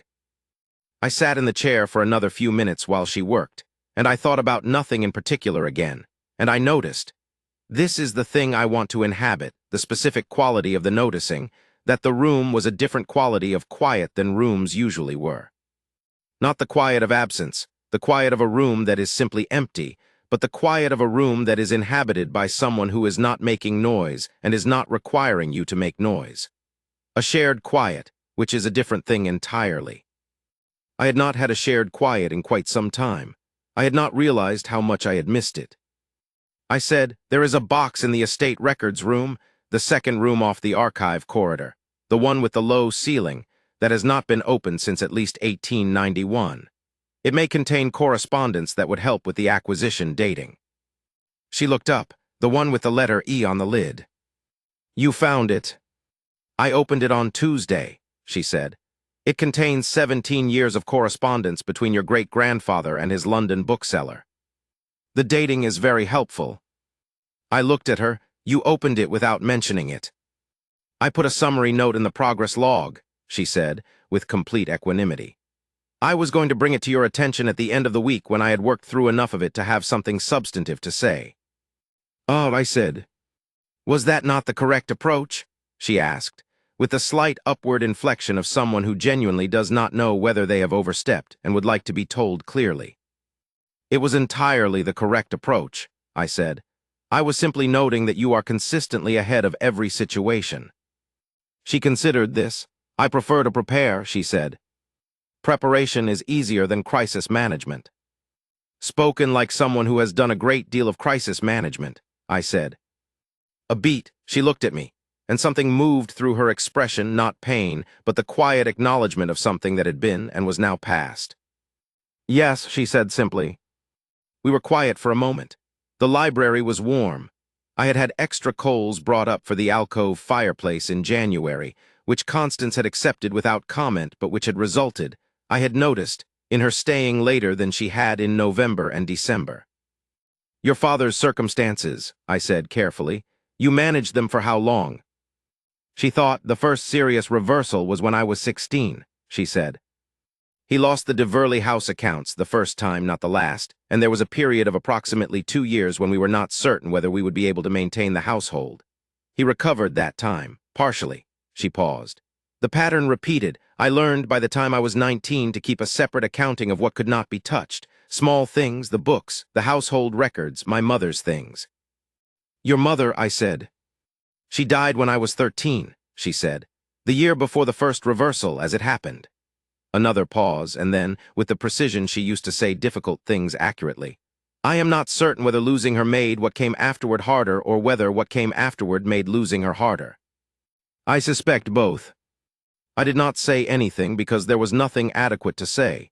She was not asking for condolence. She was being accurate about her history in the way she was accurate about everything. I sat with it. The important thing, she said, returning to the ledger, is that Clara and Harriet are settled, and that the situation is no longer one that requires managing in the way it did. Because of Ashbourne, I said. She looked at me. Because of you, she said, and then with perfect composure, and the library position which has been a genuine professional engagement, as you said. Both, I said. Both, she agreed, and turned back to the Lavoisier question, and I went to write my letters. And when I came back at noon to ask whether she had resolved the addition question, she had confirmed it as a 1789 reprint, identified the original acquisition date from the bookshop correspondence, and catalogued 3 additional related volumes in the time I had been away. This is the morning I mean to inhabit, the string on her finger and the question about it, the shared quiet, the thing I had not had in quite some time. The specific and unhurried awareness of being in a room with a person who was making the room better simply by being in it. I cannot tell you exactly when that awareness became love. I can tell you that it was already love by the time I named it to myself, in the same way that the frost on the park in January is already the product of a long process of cold that happened while you were sleeping. You wake to frost, but the frost was becoming all night. The love was becoming all autumn and all winter, and I woke to it sometime in January, and then I had to decide what to do with it. I want to tell you about Constance's sisters, because they are a part of this story, and because they illuminate something about Constance herself that I believe is worth illuminating. Clara Hollowick arrived at Ashbourne in the 2nd week of January, which was 3 weeks after I had made the offer of a household position, and 1 week after Constance had written to her. She was 20 years old and had Constance's dark hair but a rounder face and a demonstrative quality that Constance did not have. She felt things visibly, expressed them directly, and managed the whole business of arriving at a house she had never seen to begin work in a kitchen she did not know with a composure that was clearly her own version of the family resource, differently deployed. Where Constance's composure was stillness, Clara's was energy. She managed difficulty by moving, by asking questions, by filling the space with action and warmth. Mrs. Peel, who had met hundreds of kitchen maids, said within 2 days that Clara was the most competent young woman she had worked with in a decade, and that she had, furthermore, the good sense to know what she did not yet know, which was rarer and more valuable. Harriet arrived the following week. Harriet was 18 and the most practically minded of the three, which was a distinction that took some doing in a family where Constance was also practical. She had a quality of focus that expressed itself as a kind of contained efficiency. She assessed a situation, identified what needed to be done, and did it without the drama of assessment or the commentary of completion. The Cranley children, for whom she began as a governess in the second week of February, liked her immediately for reasons that became apparent when I heard her with them.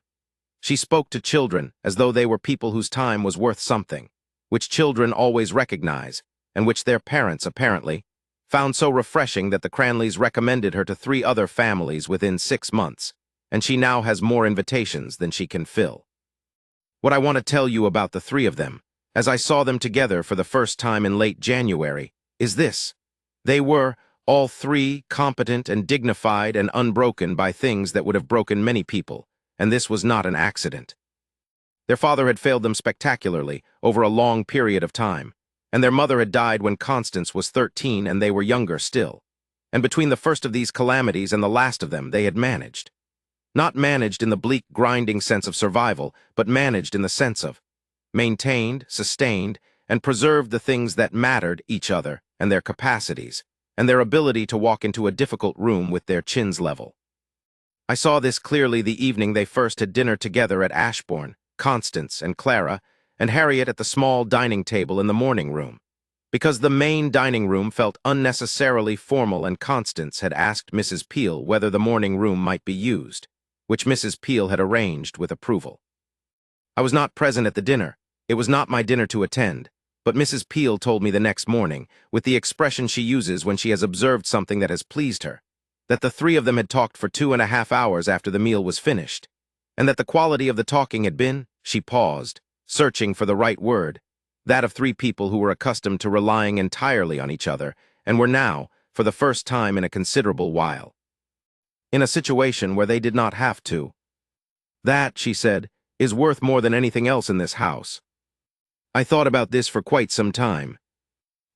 There is a scene I have not told yet, and I need to tell it, because it is the scene that settled something for me in a way that the library conversations and the carriage rides and the morning with the string on Constance's finger had begun to settle but not completed.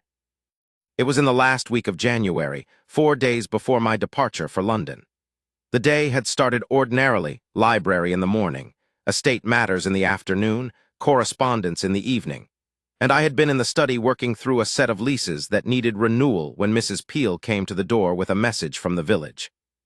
A family called Marsh, tenants on the south portion of the Ashbourne farmland, a family I knew only by name, with a small farm that had been struggling for 2 winters because of a drainage problem in the lower field, had a sick child. The child had been ill for 4 days. The village apothecary had attended twice, and the mother was frightened. Mrs. Peel was telling me because I was the landlord and it was a matter of the tenants' welfare, and she felt I should know. I sent immediately for the physician from the next village, who was better than the apothecary but required a message and a carriage. While this was being arranged, I went back to the study, and I found Constance standing in the corridor outside it. She said, "I heard Mrs. Peel. Is there anything useful I can do?" I looked at her. "The physician is being sent for," I said. "I am going to the farm to see what the situation is." "I'll come with you," she said. "It is a sick child," I said. "It may be nothing, it may be worse." "I know," she said. "I'll come with you." She said it in the same tone she had said she would attend Lady Hartfield's gathering, without self-dramatization, without asking for permission, simply as a statement of fact about what she intended to do. We went together in the small carriage in the cold, the 4 miles to the South Farm. The Marsh family, a man, a woman, and 4 children, of whom the sick one was the youngest, a girl of perhaps 3, received us with the combination of anxiety and gratitude that tenants who have not been visited by their landlord in some time produce when the landlord unexpectedly appears. I noted the drainage problem as we came in, filed it in a corner of my mind for action, and followed Mrs. Marsh through the farmhouse to where the child was. Constance did not stand back. She sat down beside the child, on the floor, on the rough boards, without any visible awareness of her gray gown or her careful hair or the gap between where she had been in November and where she was now. And she talked to the child very quietly, in the tone that is not yet conversation but is simply sound, the sound a person makes to tell another person that they are not alone. And she felt the child's forehead with the practiced light touch of someone who has done this before. She looked up at Mrs. Marsh. "When did she last drink anything?" she asked. Mrs. Marsh told her. "She needs to drink," Constance said. "Not hot and not cold, warm in very small amounts frequently. Do you have honey?" Mrs. Marsh did. "Warm water with a small amount of honey," Constance said. "Every few minutes, as much as she will take. The physician is coming and he will tell you what else to do, but until then, that is the most important thing." She stayed on the floor beside the child while Mrs. Marsh went for the honey and water, and I stood in the doorway of the small room and watched her. And the physician arrived 20 minutes later and assessed the child, and confirmed that it was nothing worse than a severe chill with some fever, that the warm fluids were exactly the right intervention, and that the child would be well within a week. On the way back in the carriage in the dark, she said, "The drainage problem in the lower field needs to be addressed before spring. The waterlogging will affect the planting." "I noticed," I said. "I'll have my land agent look at it this week." "There is a pattern in the land survey records," she said. "In the estate archive, I came across it last month when I was looking for the bookshop correspondence. The lower field has been flagged 4 times in the past 30 years. There is a stream diversion that was proposed in 1812 and never executed." "You read the land survey records," I said. "I read everything that was in the archive," she said, with the equanimity of a woman who does not understand why this would be surprising. "I was looking for the acquisition correspondence. The survey records were adjacent." I looked at her across the dark carriage. "Constance," I said. "The 1812 proposal is in the 3rd box in the 2nd archive room," she said. "The one marked L." "Thank you," I said. A silence, the dark road, the cold, the carriage rocking on the frozen ruts. "Is the child often sick?" she asked. "I don't know," I said. And then, because she was the person I was saying it to and she deserved the honest answer, "I don't know my tenants as well as I should. I have been occupied with parliamentary business, and Ashbourne has a good land agent, and I have allowed things to be managed for me in some respects that should perhaps be managed more directly." She was quiet for a moment. "You went tonight," she said. "Yes." "And you'll address the drainage?" "Yes." "Then that is the beginning of a better pattern," she said, not as a compliment but as a simple observation about the direction of a thing. "And then the South Farm family has 4 children. The eldest is perhaps 10. "I'll need to speak to the land agent about the school," I said.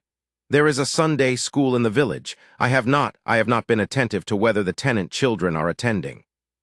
"They are not," she said. "The eldest Marsh boy told me while we were waiting for the physician that he has not been to school since September because the schoolmaster's hours were changed, and the walk is long in winter." I looked at her. "He told you that in 20 minutes. "He told me while he was showing me where the water pail was," she said with perfect composure.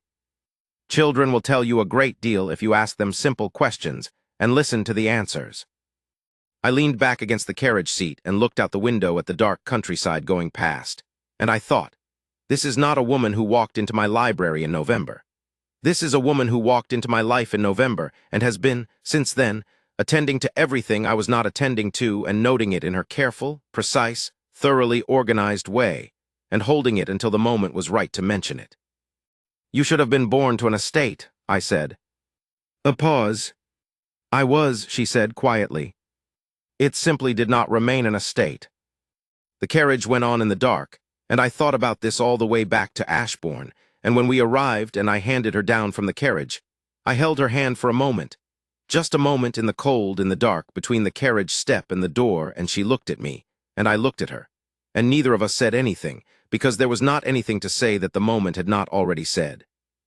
Then Mrs. Peel opened the door, which she did because she had been watching for the carriage, and the moment was over, and we went inside.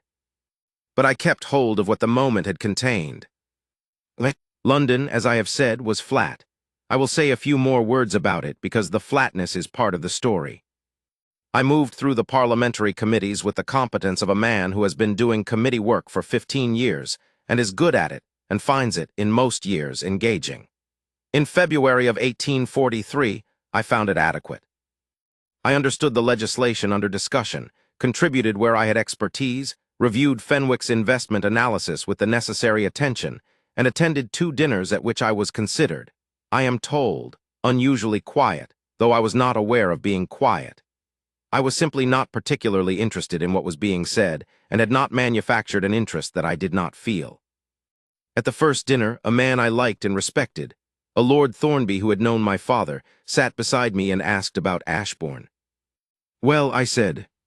"You've made some changes, I hear," he said. "Somewhat," I said. "The library," he said. I looked at him. "Who told you about the library?" "Your man Finch wrote to my librarian," he said, without any particular weight. "Apparently a systematic recataloguing has been underway. Finch said it was the finest piece of work he'd seen in 40 years. "The work is not Finch's," I said. "There is a woman of remarkable organizational intelligence who has been leading the project." Thornby looked at me with the particular attention of a man who has just heard something that interests him. "Indeed," he said. "She found Lavoisier filed under natural history," I said. "Ah," said Thornby. "And Newton's Principia, with marginal annotations from the 2nd century. "Second of the house," I said. 18th century, then. "In my great-grandmother's handwriting," I said. "The annotations were critical. She appears to have had strong views about Newton's methodology." Thornby looked at me for a long moment. "Edmund," he said, with the paternalistic warmth of a man 20 years my senior who has known me since I was a child and has the right to say things directly, "you have the expression of a man who has found something he did not know he was looking for." I looked at him. "Go back to Ashbourne," he said. "I have committees," I said. "You can be usefully replaced on every committee you're on," he said. "And you know it, and more importantly, the committees know it. Go back to Ashbourne and sort out whatever it is you've been sitting here not thinking about." I stayed for the committees. I also bought, from a bookseller in the city, a first edition of a French philosophical text that I had reason to believe was not in the Ashbourne catalogue, and I packed it in the back of the carriage and took it north 2 days early, and I gave it to Constance in the library the morning after I arrived, before I told her about the proposal, because the proposal was a separate thing, and the book was simply the book. She looked at it, and then she looked at me. "The 1742 Montesquieu," she said. "The first edition." "It was in a bookseller on the Strand," I said. "It seemed like a gap." She turned it over. She looked at the spine. She opened the cover and looked at the title page, and then she looked at me again, and the expression on her face was the one I had been storing up. "Edmund," she said. "A gap," I said. "A significant gap," she said. "Good," I said. She held the book in both hands, carefully, the way she held things she valued, and she looked at me, and I thought, I am going to have to tell her now because I have been preparing to say it since January, and if I do not say it now, I am going to have to prepare for another month, and I do not have another month of preparation in me. "Constance," I said, "there are other reasons." She waited. "I went to London for 6 weeks, I said, "and I found that I did not want to be in London, which is a thing I have not previously found. I have generally found London at least adequate, if not stimulating. I found it flat, and I believe the reason it was flat is that you were not there." She was very still. "I am telling you this," I said, "because I believe I have been telling it to myself since approximately Christmas, and I am now at the point at which I am either required to speak or to continue not speaking, and I find that the not speaking has become. I find I do not want to continue it." A long silence. She set the Montesquieu down on the cataloging table with great care. "You bought me a first edition Montesquieu," she said. "Yes," I said. "As a preliminary," she said, with something at the very edge of her voice that was not quite humor but was in its family. "It was not I thought it was a gap," I said. "I bought it because it was a gap, and then I brought it home and you are—" I stopped. "You are you," I said, which was not grammatically admirable but was, in the moment, the most accurate thing I could manage. She looked at me. Edmund, she said. I know, I said. I am going to do this better in a moment. I was going to do this considerably better. I had a version prepared. What happened to the prepared version? She asked, and now there was the thing at the corner of her mouth. It encountered you, I said. The thing became, briefly, a real smile. And then she said, I should very much like to hear your proposal, Edmund, prepared or otherwise. I have been waiting for it since January. I looked at her. Since January, I said. The writing desk, she said. The morning with the string, the carriage after the marsh farm. She paused. The way you come to the library in the morning when you do not have a specific question. I was quiet for a moment. You noticed all of it, I said. I catalog things, she said. I laughed. I had not laughed in that unguarded way, the involuntary kind, the kind that arrives before you can manage it, in quite some time. And it appeared in the south gallery of the Ashbourne library on a February evening with the lamp between us. And Constance looked at it, and her expression was, for a moment, wholly and completely open. Constance, I said. Edmund, she said. I want you to marry me, I said. Not because the position requires it, or the household requires it, or my cousin's scheming requires it. Because you are the most, because the world is a better place with you in it than without, and because I would like to spend the rest of my life in a house where someone has read the land survey records on the off chance they contain something useful, and where Lavoisier is correctly filed. And Montesquieu, she said. And Montesquieu, I said, now correctly filed. She looked at me, the lamp, the green book on the shelf where I could see it from across the gallery, the winter dark outside the long windows. Yes, she said.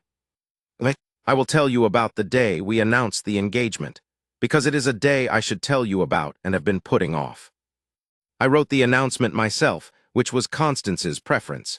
She said she would prefer I compose it, as she would be aware of editing it if she wrote it and would end up with something more accurate but less warm. And that warmth was the quality needed for an announcement of this kind, which is fair and probably correct. I wrote it 3 times before I was satisfied, and Constance read the 3rd version and said it was well done. And when I asked her what specifically was well done about it, she said the phrase, a woman of singular intelligence and remarkable steadiness, was accurate, and the phrase, the greatest fortune of my life, was perhaps slightly strong but forgivable given the context. I kept both. The response from the county was, as I have noted, mixed, but in a way that resolved itself fairly quickly in a particular direction. People who valued intelligence and substance over the marriage market calculations of the previous season concluded, rapidly, that Constance Hollowick was exactly the kind of woman who should have been the Duchess of Ashbourne, and people who valued the marriage market calculations concluded that there was nothing to be done about it, and that they had better make the adjustment. Lady Draven was the exception. She was not inclined to adjust, and she continued for some months to be vocal about the unsuitability of the match in circles where this could be heard. I became aware of this through the usual channels, which is to say, Mrs. Peel, who monitored the county social landscape with a thoroughness that any military intelligence operation would envy, and I decided to address it directly. I did not address it as I wanted to, which was with a directness that would have been considered excessive and would have given Lady Draven exactly the significance she was seeking. Instead, I invited the Dravens, along with 11 other couples, to a dinner at Ashbourne in April, 3 weeks before the wedding. Constance knew what I was doing.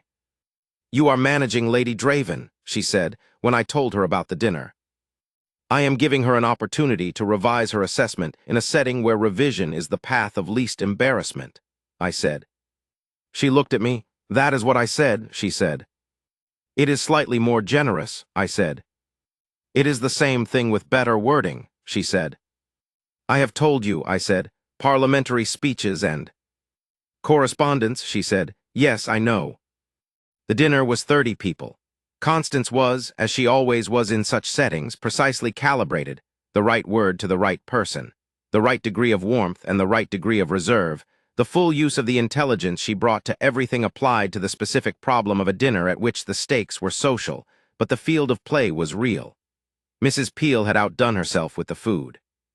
Aldous, who had come for the occasion, was strategically positioned near Lady Draven throughout the evening, and managed, with the charm that is one of his authentic qualities, to occupy her with conversation that was entertaining enough to keep her from being conspicuously unpleasant.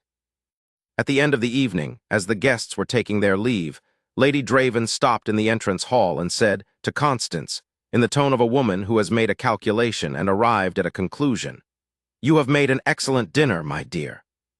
Constance said, "Thank you, Lady Draven. I shall pass your remarks to cook, who deserves the credit." It was not reconciliation, but it was the line being drawn in a different place, and both of them knew it, and no one who was nearby pretended otherwise. Lady Hartfield, who had also attended, caught Constance's eye across the hall with an expression that communicated, wordlessly and with great precision, her thorough approval. Aldous said to me on the way to bed, "That was neatly done." "Constance," I said. "Obviously," he said, "I meant Constance." The wedding morning, which I described briefly earlier, deserves more. I was trying to be concise, and I ended up being brief where I should have lingered, which is precisely the tendency Constance has identified. I woke early on the morning of the 22nd of April, 1843, with the particular wakefulness of a morning that you know is not like other mornings. The house was already in motion.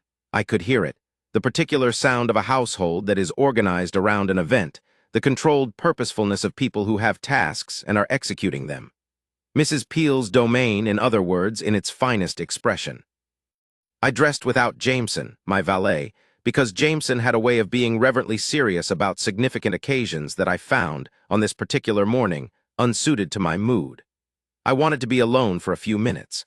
I wanted to stand in my own room in my own house and be quiet for a moment before the morning began its formal business. I thought about the November evening, the anteroom, the document she had not signed because she had not finished reading it. I thought about the carriage, and the first time the thing in my chest moved.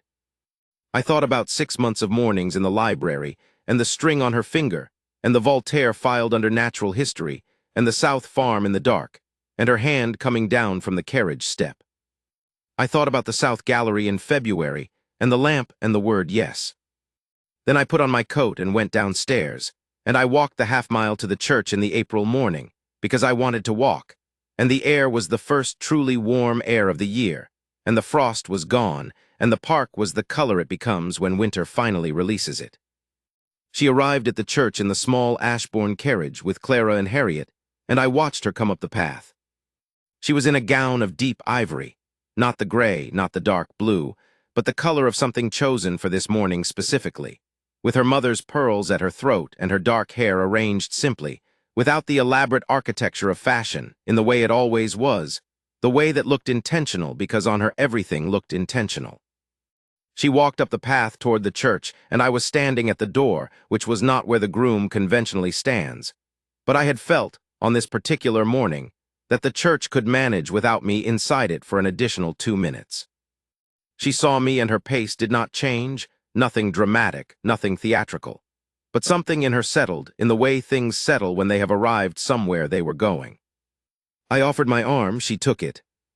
We walked into the church together, which was not what the ceremony called for, but the ceremony was going to happen whether we followed its choreography precisely or not. And I was not, on the morning of the 22nd of April, 1843, inclined to spend 2 minutes standing at an altar pretending I was not aware that she was walking up the aisle without my arm to hold. The vicar, Mr. Alcott, who had been at Ashbourne for 30 years and who had known my father and had married 2 of my cousins and had occasionally expressed, in the manner of older clergymen, some concern for my continued bachelorhood. Mr. Alcott looked at us coming in together, and then composed his expression into the particular serenity of a man who has decided that what is happening is either entirely appropriate or sufficiently irregular that he prefers not to have an opinion about it. "Chin level," I said to Constance quietly as we reached the altar. "Always," she said. And Mr. Alcott began. The years that followed were, in the terms by which years are usually judged, a period of considerable achievement. The library catalogue was published, as I have mentioned, in 1846. The estate farming was significantly reorganized, beginning with the drainage resolution in the South Field that Constance had identified in the 1812 survey records, a project that took 18 months to complete and resulted, the following spring, in the best harvest the Marsh farm had recorded in a generation. The Ashbourne Sunday School was reformed and expanded. Harriet Hollowick, who had established a considerable reputation in the county as a governess, contributed a curriculum proposal that became, eventually, a modest model for 3 neighboring estates. But I am not telling you about years of achievement. I am telling you about a marriage. A marriage is, in my experience, and I will note that I arrived at this experience late in life, and am perhaps the more attentive to it for that reason. A marriage is the daily accumulation of small things. The morning cup of tea, the particular way of sitting at adjacent desks, the conversation at dinner that began with one subject and ended with a completely different one because of the direction someone's thinking took it. The argument occasionally, because 2 organized and strong-minded people living in the same house will have arguments, and the arguments in a good marriage are about real things. About the estate, about priorities, about the question of whether the 3rd alcove in the library should be reclassified by subject matter or by acquisition date, which was a disagreement that lasted 3 days and resulted in a solution that neither of us had proposed, which is generally how our disagreements ended. The making up after the argument, which is a mercy that I recommend universally, the habit of each other. I will tell you about one evening, because one evening will suffice. It was October of 1846, and I was in the study with the publication proofs of the library catalog, the physical pages, the first time I had seen it in this form, 2 thick volumes, and Constance came in at about 9 o'clock with a cup of something warm and set it beside my hand without a word, and then stood looking at the open proof pages with the expression she had when she was assessing her own work, which was the same expression she had when she was assessing anything. Direct, without sentiment, genuinely interested in whether the thing was as good as it could be. "The index entry for Lavoisier," she said. "What about it?" I said. "It should cross-reference to Priestley," she said. "They are distinct, as I believe I mentioned." "On several occasions," I said. "But they are in direct dialogue with each other, and someone consulting the catalog for Lavoisier should know that Priestley is adjacent to the conversation." "We discussed this," I said, "in the 3rd week of June." "We discussed it," she said, "and we agreed to return to it, and I am returning to it." I looked at her. "The index is 300 pages, Constance." "The cross-reference is a single entry," she said. I looked at the proof. "All right," I said. "Thank you," she said, and she did not move to go, which meant she was not done, and I waited. "The preface," she said. "What about it?" "The 4th paragraph," she said. "The sentence about the 6th Duke's filing methodology." "What about it?" "It says idiosyncratic," she said. "The 6th Duke's idiosyncratic approach to arrangement." I think eccentric is more accurate. Idiosyncratic implies that the approach had an internal logic, which it did not. Eccentric implies merely that it deviated from external norms, which is both correct and more charitable. I looked at her for a moment. "You have been thinking about the distinction between idiosyncratic and eccentric, as applied to my ancestors' filing methodology," I said. "I noticed it on Wednesday," she said. "I have been deciding whether to mention it." "And you decided in favor." "The preface will be read for as long as the catalog exists," she said. "It should be correct." I picked up my pen. "Eccentric," I said, changing it. "Thank you," she said. She sat down in the armchair that had migrated over the years from the south gallery to the study, which is where it now lived, which is where she now frequently sat in the evenings, and she picked up the book she had been reading, which was a new French philosophical essay collection she had ordered from London, and she read, and I read the proofs, and the study was warm, and the October rain came against the windows, and neither of us needed to say anything because there was nothing that needed saying. This is what I mean. This is what I was trying to tell you. Not the auction room, though the auction room is where it began. Not the title or the arrangement or the various social complications, though those are part of the record. Not even the February evening in the South Gallery, though that evening was the pivot of everything. This, the armchair in October, the rain, the catalog proofs with eccentric corrected in my hand, the French essay collection, the cup of something warm set beside my hand without a word. The daily accumulation of small things. I raised my hand in November of 1842 before I knew why. I know why now. Because the most important things are not the large gestures or the public claims. though those matter and those happened. I stood up at an auction and named a price and walked a woman out of a room where she was being offered as property. And that was the beginning, and it was necessary, and I do not regret it for a single moment. But what sustained it, what made it real rather than merely notable, was what came after. The writing desk moved to the northwest alcove. The morning with the string, the marsh farm in the dark, the first edition Montesquieu, the 3 months of library mornings, the South Gallery in February, the April morning on the church path. The armchair in October. The things that are not performed because no one is watching. She taught me that. She taught me it by being, from the first day I saw her, exactly the same person in the auction room that she was in the library at 7:30 in the morning. Clear, precise, careful of what was real, unwilling to be made smaller by anything the world did to her. I have tried in the years since to be the same. I have not always succeeded. I am better at it than I was.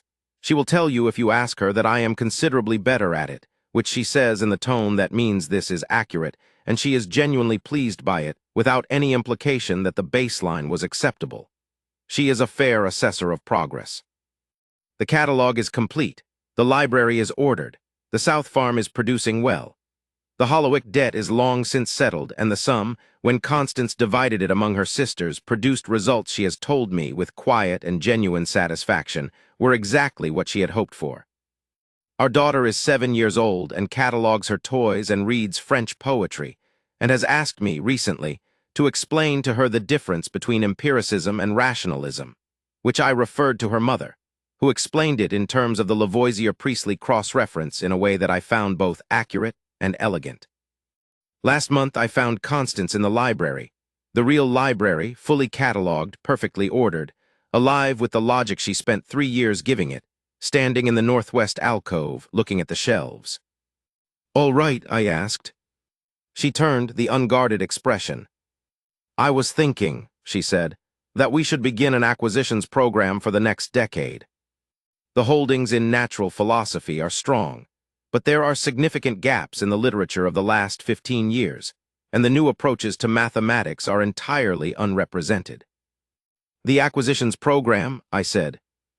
"I have a preliminary list," she said, "if you would like to discuss it." "I would like very much to discuss it," I said. She reached past me for the notebook, the same black notebook she had started with in November of 1842, now one of 15 on the alcove shelf, consecutively numbered, each one the record of what had been done and what needed doing and what had been found along the way. She opened it to a new page. "The first priority," she said, "should be—" "Constance," I said. She looked up. "Thank you," I said, "not for the acquisitions program. Not for the catalog or the organized library or the South Farm or the school curriculum or the Marsh children or the letter to Mrs. Ravenswood. For all of it, and also for none of it in particular, and also simply for being here in this library in this house, with the notebook open and the list underway." She looked at me and the unguarded expression was there, and then the real smile, and then she said, "You're welcome, Edmund." And she turned to the new page and began. Part 3. The acquisitions program took 6 months to plan properly and 3 years to execute fully. This is not unusual. The things worth doing take the time they take, and one of the things I learned from Constance, one of the many things, is that the virtue in the planning is not in its efficiency but in its accuracy. A plan that is correct and takes longer is better than a plan that is rapid and must be corrected. She had arrived at this principle by a different road than I had, but we met at it from both directions and found ourselves in agreement, which was generally how we met at principles. I want to tell you about the acquisitions program, because it was, in its own way, as much a portrait of us as anything else I have described. It began, as all things in the library began, with Constance at the northwest alcove desk with a notebook and a methodology. The methodology was, in this case, a 10-step process for evaluating gaps in the existing holdings, cross-referenced against a survey of current scholarly publication in England, France, and Germany, and a subset of what she called the anticipated directions of inquiry, areas in which she believed scholarship was moving in ways that the current holdings did not reflect.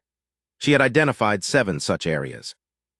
She presented them to me on a Tuesday morning in November of 1846, 4 years after the auction, with the same directness and the same level chin that had characterized every presentation she had made to me in that time. 7 areas, I said. The first 3 are clear priorities, she said. The remaining 4 would benefit from consultation with scholars in the relevant fields before purchase. I have prepared a list of correspondents, scholars and librarians with whom the Ashbourne Library has had previous exchange, who could be asked for recommendations. You want to write letters, I said. I want to write 15 letters, she said. Approximately 4 pages each. I expect it will take 3 weeks. I looked at the list of correspondents. It included 3 Cambridge professors, 2 Oxford fellows, a noted fellow of the Royal Society who had corresponded with my father in the 1820s, and at the bottom, written in the same careful hand but with a slight pause before it, as though she had decided to include it at the last moment, the name of a woman.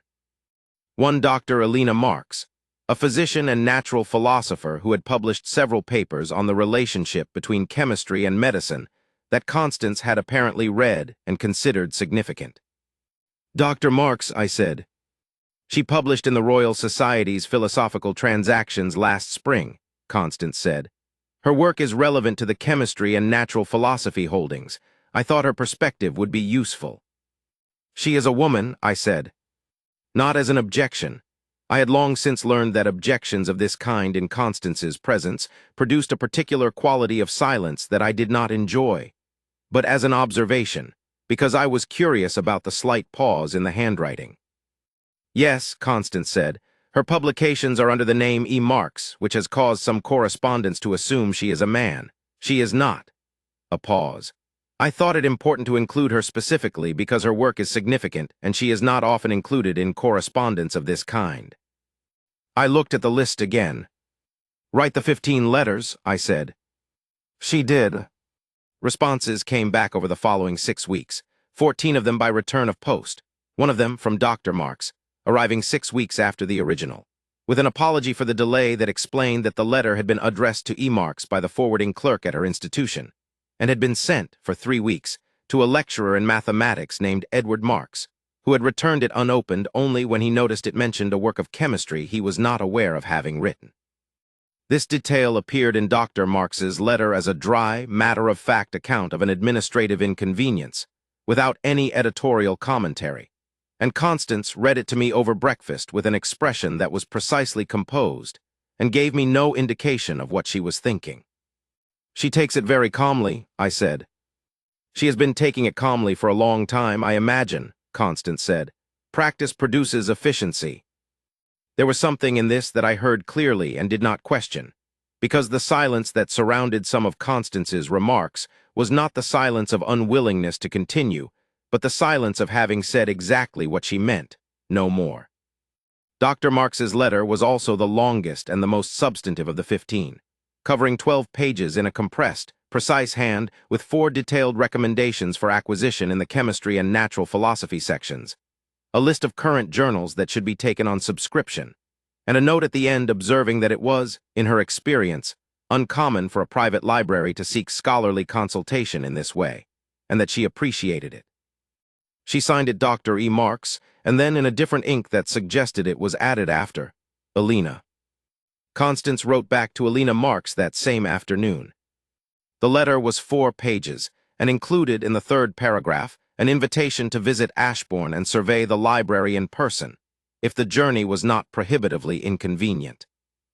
Elena Marx arrived at Ashbourne the following April, which was an event that had consequences beyond the acquisitions program, and which I will describe separately. I want to pause in the story of the library, because something happened in the winter of 1846 that does not belong to the library but belongs to the marriage, and I believe it should be told. In December, it was the 3rd December since the wedding, Constance's 4th at Ashbourne, she had a period of several weeks in which she was not well. Not seriously unwell, not in a way that alarmed the physician who came from the next village, but in a way that was different from her usual state. Less energy, more quiet, a tendency to rest in the afternoons that was entirely unlike her ordinary pattern. I noticed it and did not, initially, say anything, because the specific kind of not saying anything that is correct in a marriage is different from the not saying anything that is avoidance, and I was trying to calibrate. At the end of the second week, she came to the study in the evening and sat in the armchair and said, "Edmund, I need to tell you something." I set down what I was working on and looked at her. "I believe I may be with child," she said. "I have asked Mrs. Peel, who has experience in these matters, and she has advised me that the signs are consistent with this." A pause. "I am not entirely certain how to tell you this correctly." I looked at her. She was looking back at me with a composed expression, but under it, clearly visible to me by now, after 4 years of learning to read the difference between the surface and what moved beneath it, was the same thing I had seen in the South Gallery and in the carriage going home from the Marsh farm. The undefended openness of a person waiting to find out what is going to happen next. "Constance," I said. "Yes," she said. "Are you well?" I asked. "Beyond the tiredness and the other things Mrs. Peel mentioned, are you well in yourself?" She thought about this. "I am," she said. "I am a little frightened." "Of the pregnancy?" I asked. Of many things," she said. "Of what it changes, of what it requires." A pause. "My mother died when I was 13. There were no difficulties with her pregnancies that I know of, but I was 13 and did not always have the right information." Another pause, smaller. "I am aware that this is not a reason to be frightened. I am trying to be accurate about what I am actually feeling rather than what I believe I should feel." This was, I thought, one of the most constant things she had ever said. The acknowledgement of fear alongside the acknowledgement that the fear was not necessarily rational alongside the commitment to accuracy in the face of both. "You should feel whatever you feel," I said. "And I will be here, and we will have the best physician available throughout, and Mrs. Peel will be intolerable in her attentiveness, and Aldous will come and be cheerful at you, which I know is not always welcome but is sincerely meant." She looked at me. "Edmund," she said. "Yes," I said. "How do you feel?" she asked. "I have been thinking about how to tell you, and I realize I did not think ahead as carefully as I should have about what you—" "I am," I said, and I found that I had to stop and reassemble the sentence, because the thing I was feeling was large and genuine and required some care. "I am very happy. That is not a complete account of what I am feeling, but it is the most important part of the account." She looked at me for a long moment. Then she said, "I am also very happy under the frightened part." "Good," I said. "The frightened part is smaller than the happy part," she said. "Good," I said again. She looked at her hands in her lap, and then she looked at me, and the unguarded expression was there, and I crossed the room and sat on the footstool beside her chair, which was not a dignified thing for a duke to do, but was, in this particular moment, the right choice geometrically, because I wanted to be close to her, and the armchair only held one person. She put her hand over mine on the armchair arm. We sat like that for a while in the December study, with the fire and the lamp and the rain beginning outside. And I thought about all the November carriage rides and all the library mornings and all the October evenings and this December evening. And I thought, we are building something. This is what building something feels like. Our daughter was born in July of 1847 on the warmest day of the year, which the household took as a sign of her character, though I am not certain the temperature of the day of one's birth has any prognostic value regarding one's future constitution. She arrived with a quantity of dark hair and a pair of extremely alert dark eyes, and the immediate, searching quality of attention that I would come to recognize as her mother's in a smaller face. She looked at the room from the moment she was capable of looking, with the specific expression of someone taking inventory. Constance, who was exhausted and triumphant, and had frightened me in the hours before the birth in ways that I will not describe at length, except to say that they produced in me a quality of fear that I had not previously encountered, and that I believe was, ultimately, useful in terms of making me understand more concretely than I had before what was and was not important. Constance looked at our daughter and said, quietly and with perfect directness, "Hello." The baby looked back at her. "She is taking inventory," I said. "Yes," Constance said, and there was something in the word, in the way it arrived, warm and soft and entirely without any of the usual Constance precision. Just that single warm syllable, that was the sound of the armchair and the October rain, and the first edition Montesquieu and everything, all of it, at once. We named her Catherine Eleanor Vane, Eleanor being Constance's mother's name, Catherine being my mother's name, the combination being a diplomatic resolution of a 3-day discussion about the relative claims of each, which resolved itself when Constance pointed out that Catherine Aliner sounded better than Aliner Catherine, and I agreed. And we both recognized that this had been the answer from the beginning, and we had simply needed to arrive at it. Aldous, when he arrived the following week, looked at Catherine in Constance's arms and said, "She looks just like you, Constance." "She looks like herself," Constance said, with the mildness she used when she was correcting something she found reductive. "She has your eyes," Aldous said. "She has her own eyes," Constance said. "She has only just arrived. She is entitled to be herself before we begin assigning resemblances." Aldous looked at me with the expression he uses when he has said something that he is revising in real time. "She is exactly right," I said. "She generally is," he said. Catherine Aliner Vane grew from infant to child with the steady, curious progress of a person who has been given, from the beginning, the impression that the world is worth understanding. This was Constance's doing, in the specific way that many things were Constance's doing, not by announcement or methodology, but by daily example. Constance was curious, that is the most accurate word for it. She was genuinely, constitutionally, unperformatively curious about the world and about ideas, and about what things were and how they worked and what they meant when you put them beside other things. And Catherine absorbed this the way children absorb the quality of the air in their household, invisibly, completely, without knowing she was doing it. By the time Catherine was 4, she had a system for organizing her toys that bore a structural resemblance to the Northwest Alcove catalog system. By 5, she was reading. By 6, she was asking questions about the books in the library that required consultation of the catalog to answer, which she found deeply satisfying. By 7, which is where I placed her at the beginning of this account, when I described her asking about the green poetry book, she had the particular quality of focused attention that in an adult would be called scholarship, and in a 7-year-old is called by the adults around her intense. Mrs. Peel called it formidably herself, which was, of all the descriptions I heard, the most accurate. The morning of the poetry book had happened 2 weeks before the date from which I began telling this story.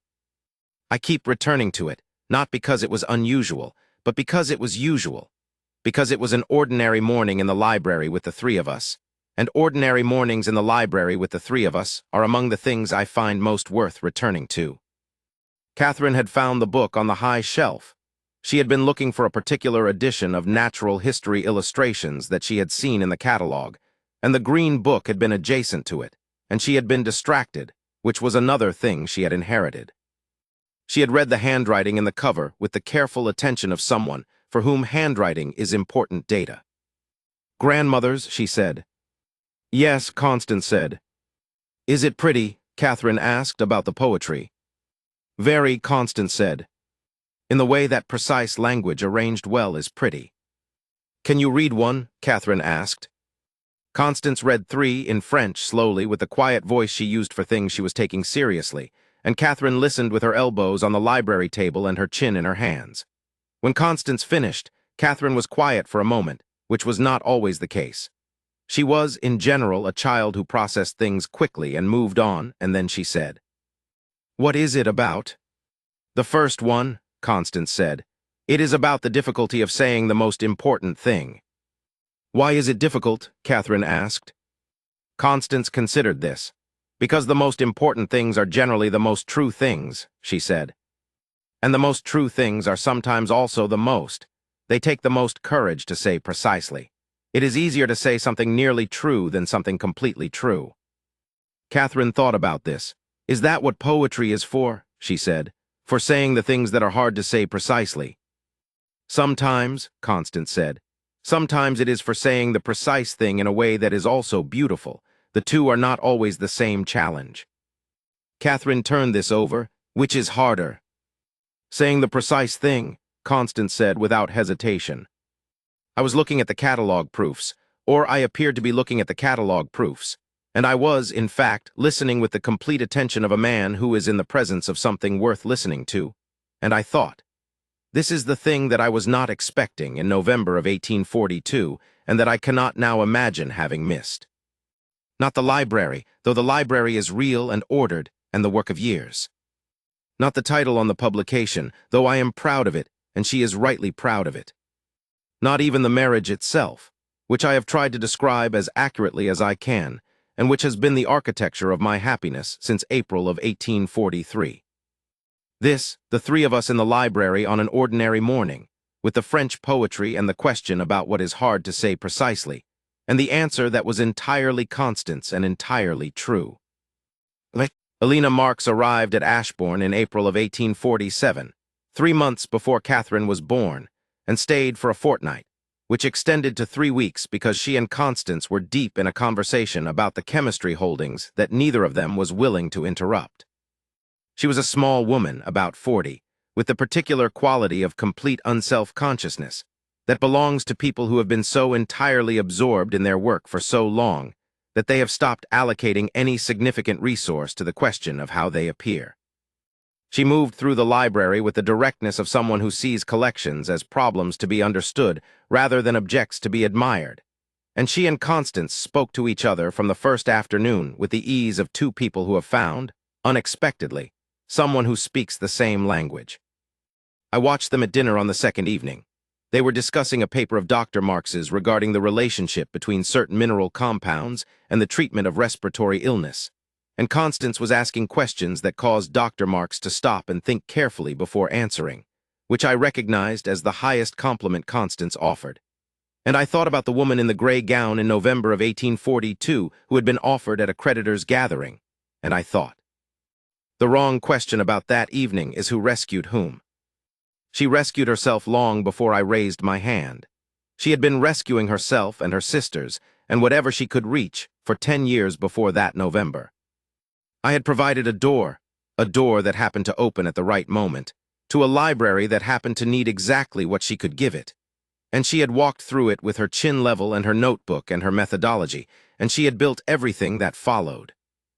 I raised my hand. She built the house we live in.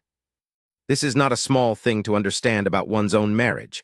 I am not certain I understood it fully until I was watching her and Dr. Marks discuss mineral compounds over the roasted lamb, and I thought, she would have found her way with or without the auction room. The auction room was a door. She is not made of doors. She is made of what she does when she gets through them. I said this to her later that evening, when Dr. Marks had retired, and we were in the study with the lamp and the October armchair and the usual quiet, except that it was April, and the quiet had the different quality of spring. She listened. She was quiet for a moment. That is, she said, a generous interpretation. It is an accurate interpretation, I said. She looked at me. The auction room was not a door I would have chosen, she said. It was a door I was pushed through. Yes, I said, and you walked through it as though you had chosen it. And that is the difference between you and how I imagined the world worked before. She was quiet for a long time. I didn't feel as though I was walking through it, she said finally. I felt as though I was being very careful not to fall. I know, I said. But I chose not to fall, she said. That part was mine. Yes, I said, that part was entirely yours. She put her hand on mine. The April study, the lamp, the quiet. Edmund, she said. Constance, I said. Thank you for raising your hand, she said. Thank you for not signing the document, I said. She looked at me, and the real smile arrived, the South Gallery smile, the unguarded one. I had not finished reading it, she said. I know, I said. I have been grateful for it ever since. I will bring this account to its close, because accounts must end somewhere, and I have told you what I needed to tell you. The rest is the rest, the years we have had and the years we will have, which are being accumulated now in the small things, the daily things, the things that do not make interesting stories because they have no single dramatic turn and no single astonishing revelation, but which are, I have come to understand, where the real life is. The Ashbourne Library stands complete, 12,043 volumes, correctly catalogued, correctly cross-referenced, with a comprehensive acquisitions record going back to the founding of the house. The index runs to 312 pages. The chemistry section cross-references Lavoisier and Priestley. The philosophy section is entirely purged of misassigned volumes, including the Voltaire, which now sits in its correct place adjacent to the French Enlightenment holdings where it has always, if neglected, belonged. The South Farm is producing well. The schoolmaster has new hours and the Marsh children attend. Clara is Mrs. Peel's most trusted kitchen deputy and will, I believe, eventually succeed her in the role, which Mrs. Peel has already decided, and which she has communicated to Clara in the indirect but unambiguous way she communicates most important things. Harriet runs a small school of her own now, in the village, 3 mornings a week, which began as tutoring for the tenant children and expanded by the natural law that good things expand when they are allowed to. Aldous visits 4 times a year and invariably tells me that I look well. He means something specific by this, which I understand and which is accurate. Catherine Eleanor Vane is 7 years old and cataloging her toy collection and reading French poetry and asking questions about empiricism that require 2 people to answer adequately. Lady Hartfield's plum cake recipe is, by unanimous household agreement, excellent, and has been made every Christmas since 1843. And Constance is at the northwest alcove desk, with her notebook and her methodology and the new acquisitions list, and 15 years of cross-references, and the acquired knowledge of a household, and an estate that she has learned as thoroughly as she has learned the library, because she learns everything she is given access to and applies it with the same care she applies to everything. Last week she told me over breakfast that the 3rd volume of the acquisitions log, which she has kept since 1843, one of a series that now sat beside the 15 cataloging notebooks on the alcove shelf, was nearly full, and that she would need a new one. I ordered 12. She looked at me when they arrived. 12, she said. For contingencies, I said. There are no contingencies that require 12 volumes, she said. There might be, I said. She looked at the 12 notebooks, and then she looked at me, and the unguarded expression was there, and then the real smile, and then she picked up the first notebook and opened it to the first page and wrote the date at the top and the number 16 in the corner, and she began. As she always does, as she always will. I raised my hand in November of 1842, before I knew why. Everything that has followed has been the explanation. Part 4. I have been writing this account over a period of several weeks, in the evenings mostly, when the household is quiet and the study is warm, and there is no committee or correspondence or acquisitions discussion requiring my attention. Constance knows I am writing it. She has not asked to read it, which is consistent with her understanding of the distinction between things that are mine and things that are ours, a distinction she maintains with the same precision she maintains everything. She has, however, mentioned twice that the study lamp needs a new wick, which is the closest she comes to suggesting that I have been writing long past the reasonable hour for such activities. She is, as usual, correct about the lamp. I want to use what remains to tell you a few more things I have summarized elsewhere and should inhabit, as she would say, more fully. I want to tell you about the first winter at Ashbourne, because I have described its broad shape but not the specific texture of it, and the texture is where the truth lives. From November to March, the estate had a particular rhythm that I had not attended to closely in the years when I spent long months in London. I knew it abstractly, Ashbourne in winter, the frost and the bare trees and the pewter sky, but I had not been at Ashbourne for an entire uninterrupted winter in perhaps 5 years. Work and Parliament and habit had conspired to make me a visitor to my own property in the cold months. In the winter of 1842 to 1843, I stayed. Part of this was the library project, which genuinely required oversight that could not be conducted from London. Part of it was the Hollowwick matter, the estate settlement, the arrangements for Clara and Harriet, which had an ongoing administrative component that my presence simplified. These things were real. But part of it was also this: I did not want to leave. The winter at Ashbourne with Constance in it was a different quality of winter than the winters I had spent here alone or in London. The household had a rhythm to it now that it had been missing, not the artificial rhythm of a house staffed and managed but waiting for its occupant, but the organic rhythm of a house that was being lived in fully. The library lit in the mornings. The sound of voices in the kitchen, where Clara had arrived in January with her own particular form of competence. The meals, which had always been adequate and were now somehow more. I notice food when I am happy, which is not a thing I had previously known about myself. In February, 3 weeks before I left for London, we had a particular evening that I have thought about many times in the years since, not because anything of significance happened in it, but because it contained, in miniature, everything that the winter had been about.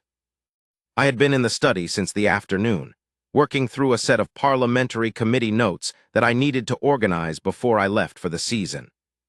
The work was genuine but dull, the kind that must be done and offers no compensation for the doing beyond its completion.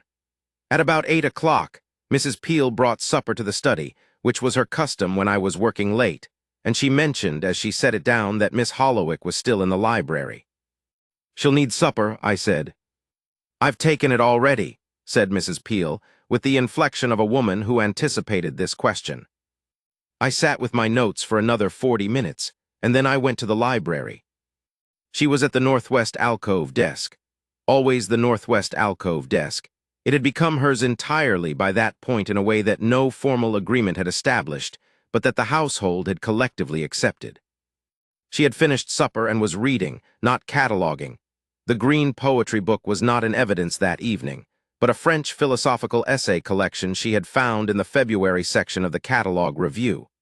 She did not look up immediately when I came in, which meant she was in the middle of something. I sat in the straight-backed library chair across from the desk and waited.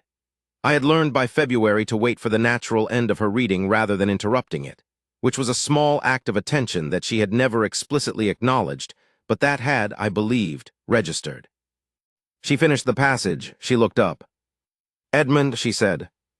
"How is it?" I asked, nodding at the essay. "The argument is good in its first 3 sections and collapses in the 4th, she said.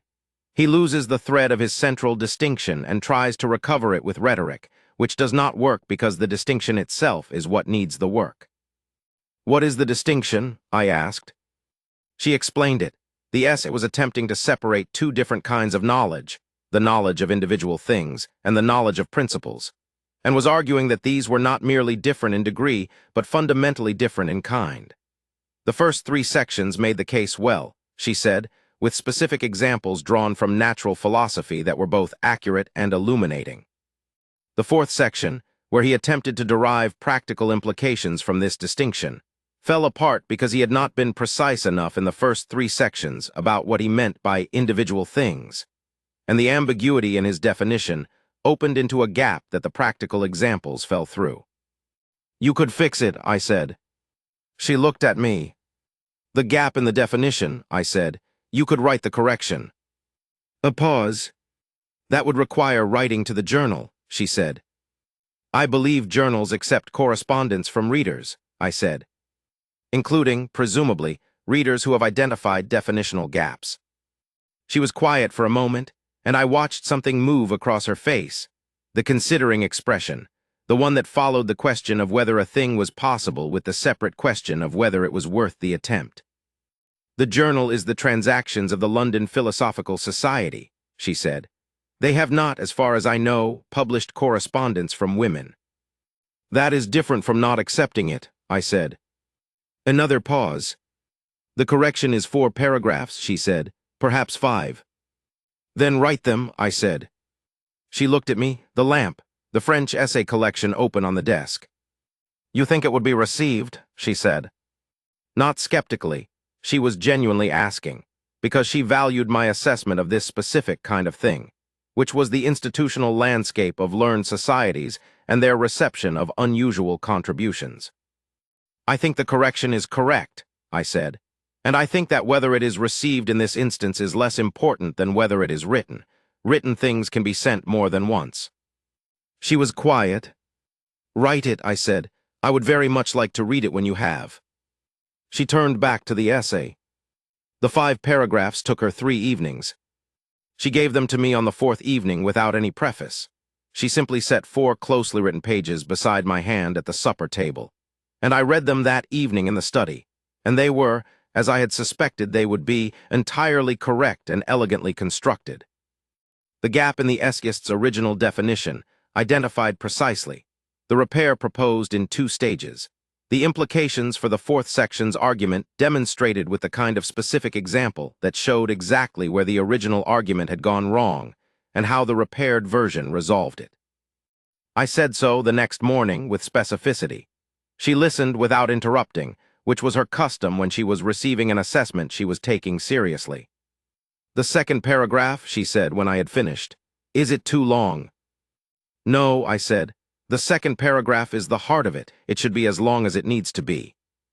She sent the correction to the Transactions of the London Philosophical Society in February of 1843, a week before I left for London. The reply came in April, while I was in the city.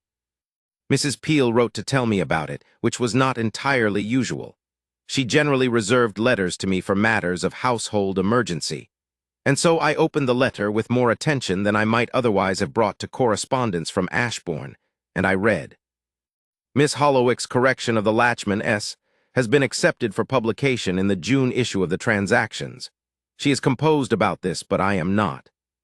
I thought you would wish to know." Mrs. Peel was right. I did wish to know.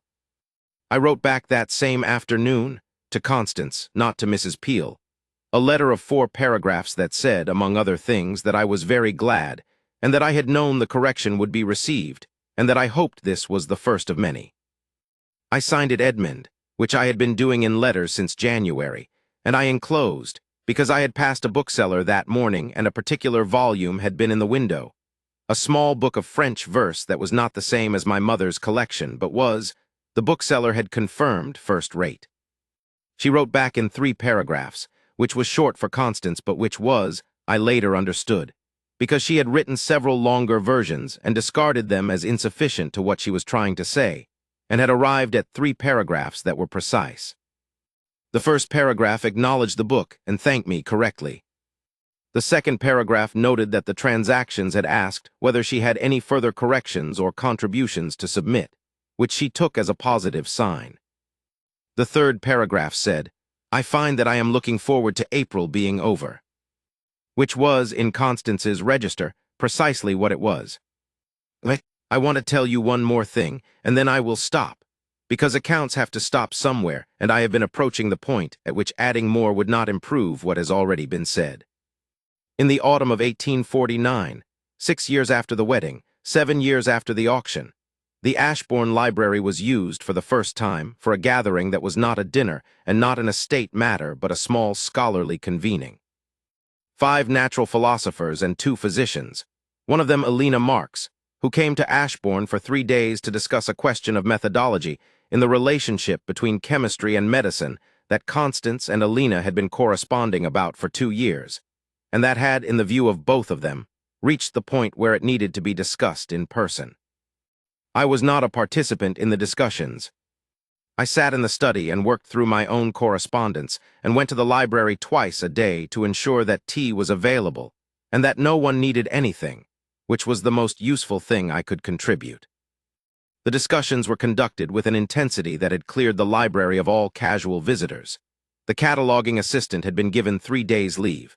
Mrs. Peel had arranged for meals to be brought in rather than requiring the participants to pause, and the atmosphere of the northwest alcove by the second day had the quality of a place where important work is being done, which is a specific quality that I recognize and that I have a great respect for.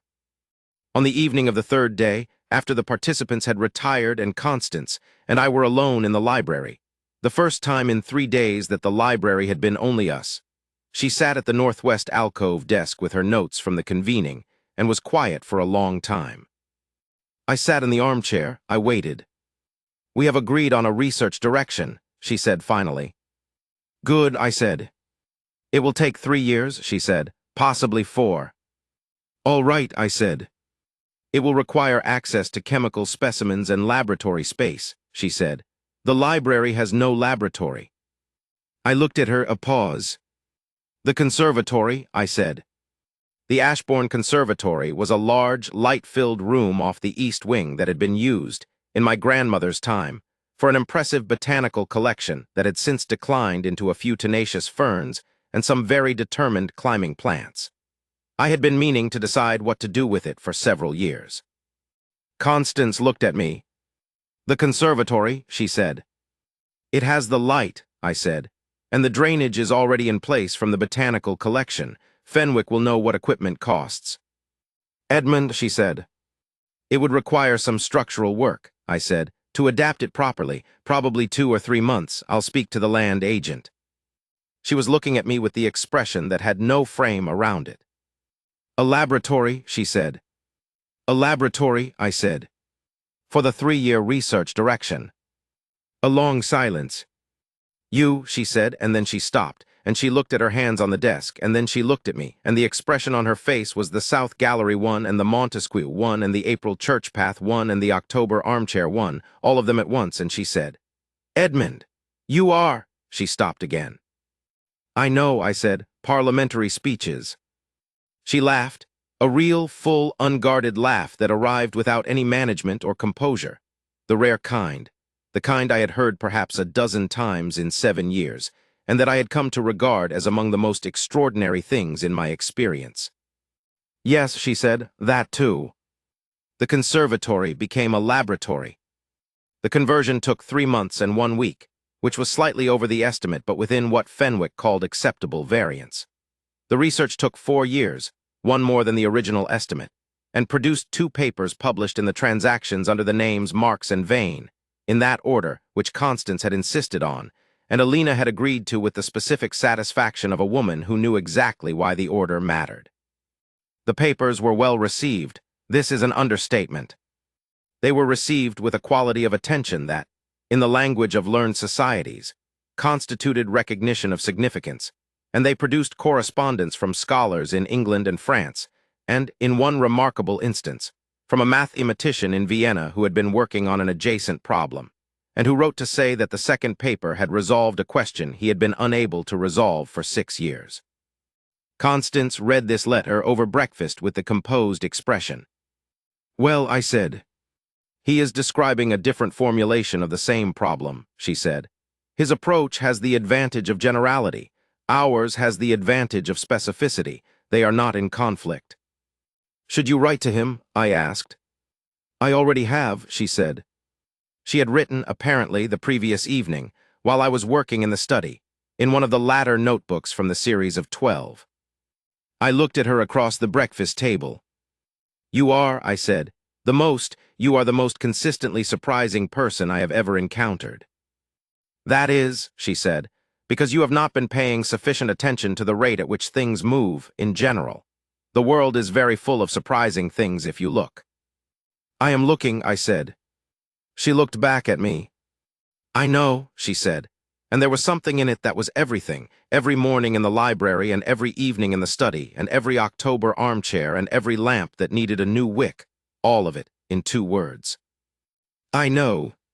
I raised my hand in November of 1842. I am still raising it. I will keep raising it, for every morning that follows this one and every morning after that, for as long as there are mornings to raise it in. Not at an auction. The auction was a single moment, the door at the beginning of the road, but toward her, always toward her, toward the level chin and the clear eyes and the notebook with its precise and truthful accounting of everything she has learned and everything she has done and everything that remains still to do. The road is long, the library is in order, the laboratory is producing results. She is at the northwest alcove desk. I am going to the library. Part 5. There are things I have not yet told, and I will tell them now because the account is not quite complete without them. I have been deliberate about what I have included and what I have passed over, but there are 3 matters in particular that I think deserve their own attention. The letter from Francis, the matter of the Hollowick creditors a year later, and the conversation I had with my daughter last spring, which was not a large conversation in the world's terms, but which was the kind that resides quietly afterward in a particular place, warm and useful. I will begin with Francis. My cousin Francis Vane is a man I have described already in this account. His ambitions regarding the Ashbourne succession, his interest in Lady Serena Cavendish, his loudness regarding a matter that was not his business. He is not, at his core, a bad man. He has a family he is genuinely fond of. He does his duty by his tenants tolerably well, and his conduct in Parliament is no more self-serving than the average. He is simply a man who organized a portion of his hopes around a vacancy that was, in the end, filled, and he did not immediately know what to do with that reorganization when it became necessary. He came to Ashbourne in May of 1843, a month after the wedding, which told me that he had spent a month deciding how to respond to the announcement, and had arrived at the conclusion that a visit was better than a letter, that he could manage the situation more effectively in person. This was, I suppose, a form of social intelligence, though I was not certain I appreciated it being applied to me. He was polite at dinner, with the particular politeness of a man who is containing something. He spoke to Constance with the courtesy that his manners required, and with a quality of assessment beneath the courtesy that she observed. I knew, as precisely as she observed everything. He asked about the library project, and she told him about the catalog methodology, and he nodded in the way that means one is not listening. He made 3 remarks over the course of the evening about the importance of continuity in great families, which was not a subtle angle. After dinner, when Constance had retired, he said to me over port, "Edmund, she is not what anyone expected." "No," I said. "She is," he paused, clearly searching for the word that would be accurate without being uncharitable. "She is clearly a woman of considerable quality." "She is," I said. "I had expected," he stopped again. "What had you expected?" I said. I was not in that moment feeling especially disposed to assist him with the sentence. He looked at his port. "I had expected," he said, with the honesty of a man who has decided that honesty is better than its alternative, someone more easily managed. I looked at him across the table. "I would not recommend that expectation to anyone," I said. A silence. "She is better than anyone expected," he said. "I will say that. She is, whoever she becomes, she will be excellent." He paused. "Your children will be remarkable." "We have a daughter," I said, "Catherine Aliner." He blinked. He had not known about Catherine, which was not surprising. Catherine had been born in July, and it was now May, and we had not made any particular announcement beyond the immediate household and family.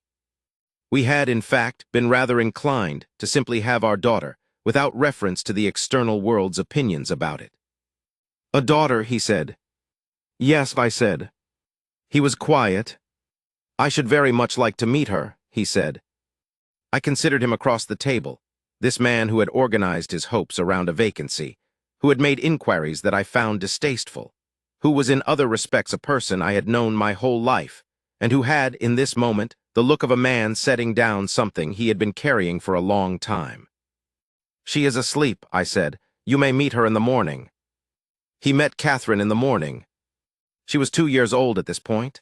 There is a gap in my chronology which I will acknowledge without explanation, as the account's time has been fluid, and she was in the nursery with Mrs. Peel, engaged in the early stages of what would become her toy cataloging system.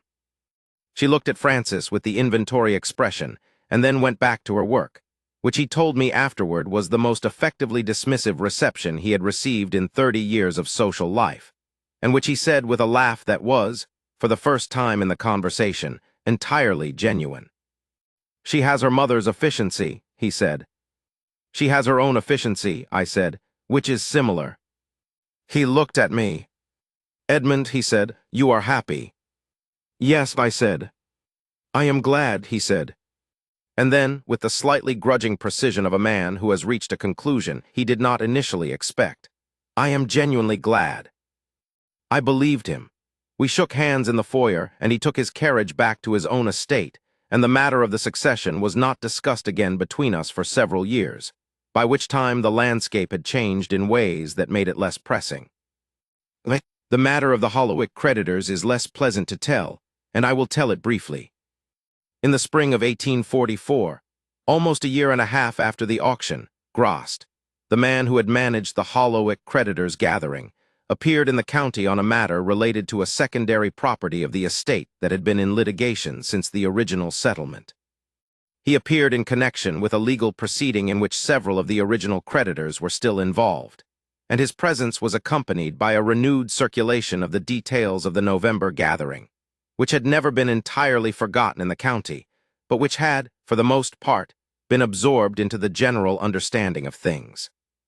Several people who had been at the gathering, or who knew people who had been, felt it necessary over the course of that spring to raise the subject with me in various ways with various intentions. Some were simply curious. One or two were, I believed, attempting to use the subject as a kind of social pressure, the nature of which I understood but which I did not acknowledge. One man, a solicitor I knew slightly, appeared to be making an inquiry of the fishing kind, to see whether the story of the auction, retold in certain ways, might be a source of embarrassment that could be leveraged. I addressed this directly and without drama. I made clear, in the ways available to me, that I considered the November gathering to have been a disgrace that I had been briefly in a position to partially remedy, and that any attempt to retell the story in terms that reflected poorly on Constance, rather than on the circumstances that had produced the gathering, would be received accordingly. This was a simple statement of my position, and it was received by everyone to whom it was relevant without further discussion. Constance knew about this, in the general sense. She did not know about the specific conversations, because I had not told her, and she did not ask. She was aware that there was some circulation of the subject that spring, because she was aware of everything that moved in the county's social landscape, but she did not bring it to me, and I did not, therefore, have to decide whether to bring it to her. What she did say in the spring of that year, after a dinner at Hartfield Hall at which I had been slightly more present than usual in a particular way that she noticed everything, was this: "Are you managing something?"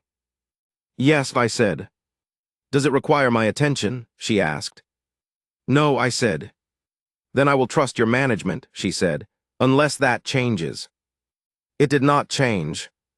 The matter resolved itself, as these matters do, when the legal proceedings concluded and Grost returned to London, and the social circulation ran out of momentum and found other subjects.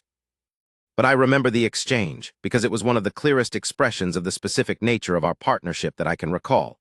She knew something was happening. She assessed whether her involvement was required. She indicated that her trust was conditional on the situation remaining one I could handle, and she proceeded accordingly. No drama, no demand, no excessive reassurance required from either side. The thing was what it was, and we were what we were, and the management was adequate. This is what a marriage looks like from the inside, when it is working. The conversation with Catherine last spring. She is 12 now, which is the age at which children are no longer entirely children and are beginning to be people. This is not precisely the right way to say it, because children are always people, but 12 is the age at which the personhood becomes visible in a different way, extends into the future rather than being entirely contained in the present. You can see at 12 in the direction a person is going, in a way you could not quite see at 7. I found her in the library on an afternoon in April. Not April of any of the significant Aprils in this account, but a different April, 12 years on, and she was reading the complete catalogue systematically from Volume 1. Not the individual books, the catalogue of the books, the index of the index. "What are you doing?" I asked. "I am reading the catalogue," she said. "I can see that," I said. "Why are you reading the catalogue?" She looked up. "I am trying to understand," she said, "what we have." I sat down in the armchair. "What we have," I said. "In the library," she said. "What we have in the library and what it means to have it, where it came from." She looked at the volume in her hands. "Mama wrote this," she said. "She did," I said, "with Mr. Finch at the beginning, but primarily her." "Why did she?" Catherine asked. This was, on the face of it, a simple question, and I could have answered it simply. Because the library was disorganized, and it needed organizing, and your mother is extremely good at organizing things. But it was 12 years after the beginning, and Catherine was 12 years old, and the question had the quality of a real question, the kind that deserves an honest answer. "She came here," I said, "in very difficult circumstances. She had lost a great deal. And one of the first things she did was find the disorder in the library and begin to understand it well enough to correct it.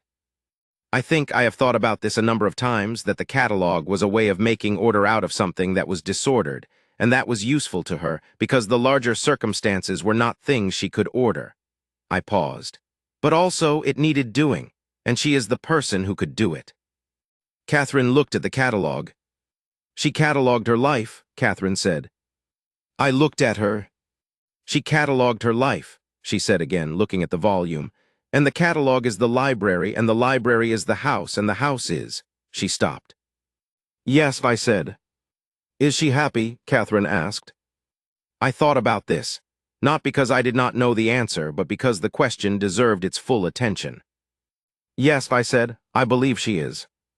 I believe she has been for a considerable time. She is—" I thought about the word. She is engaged with the world in a way that is the opposite of unhappiness.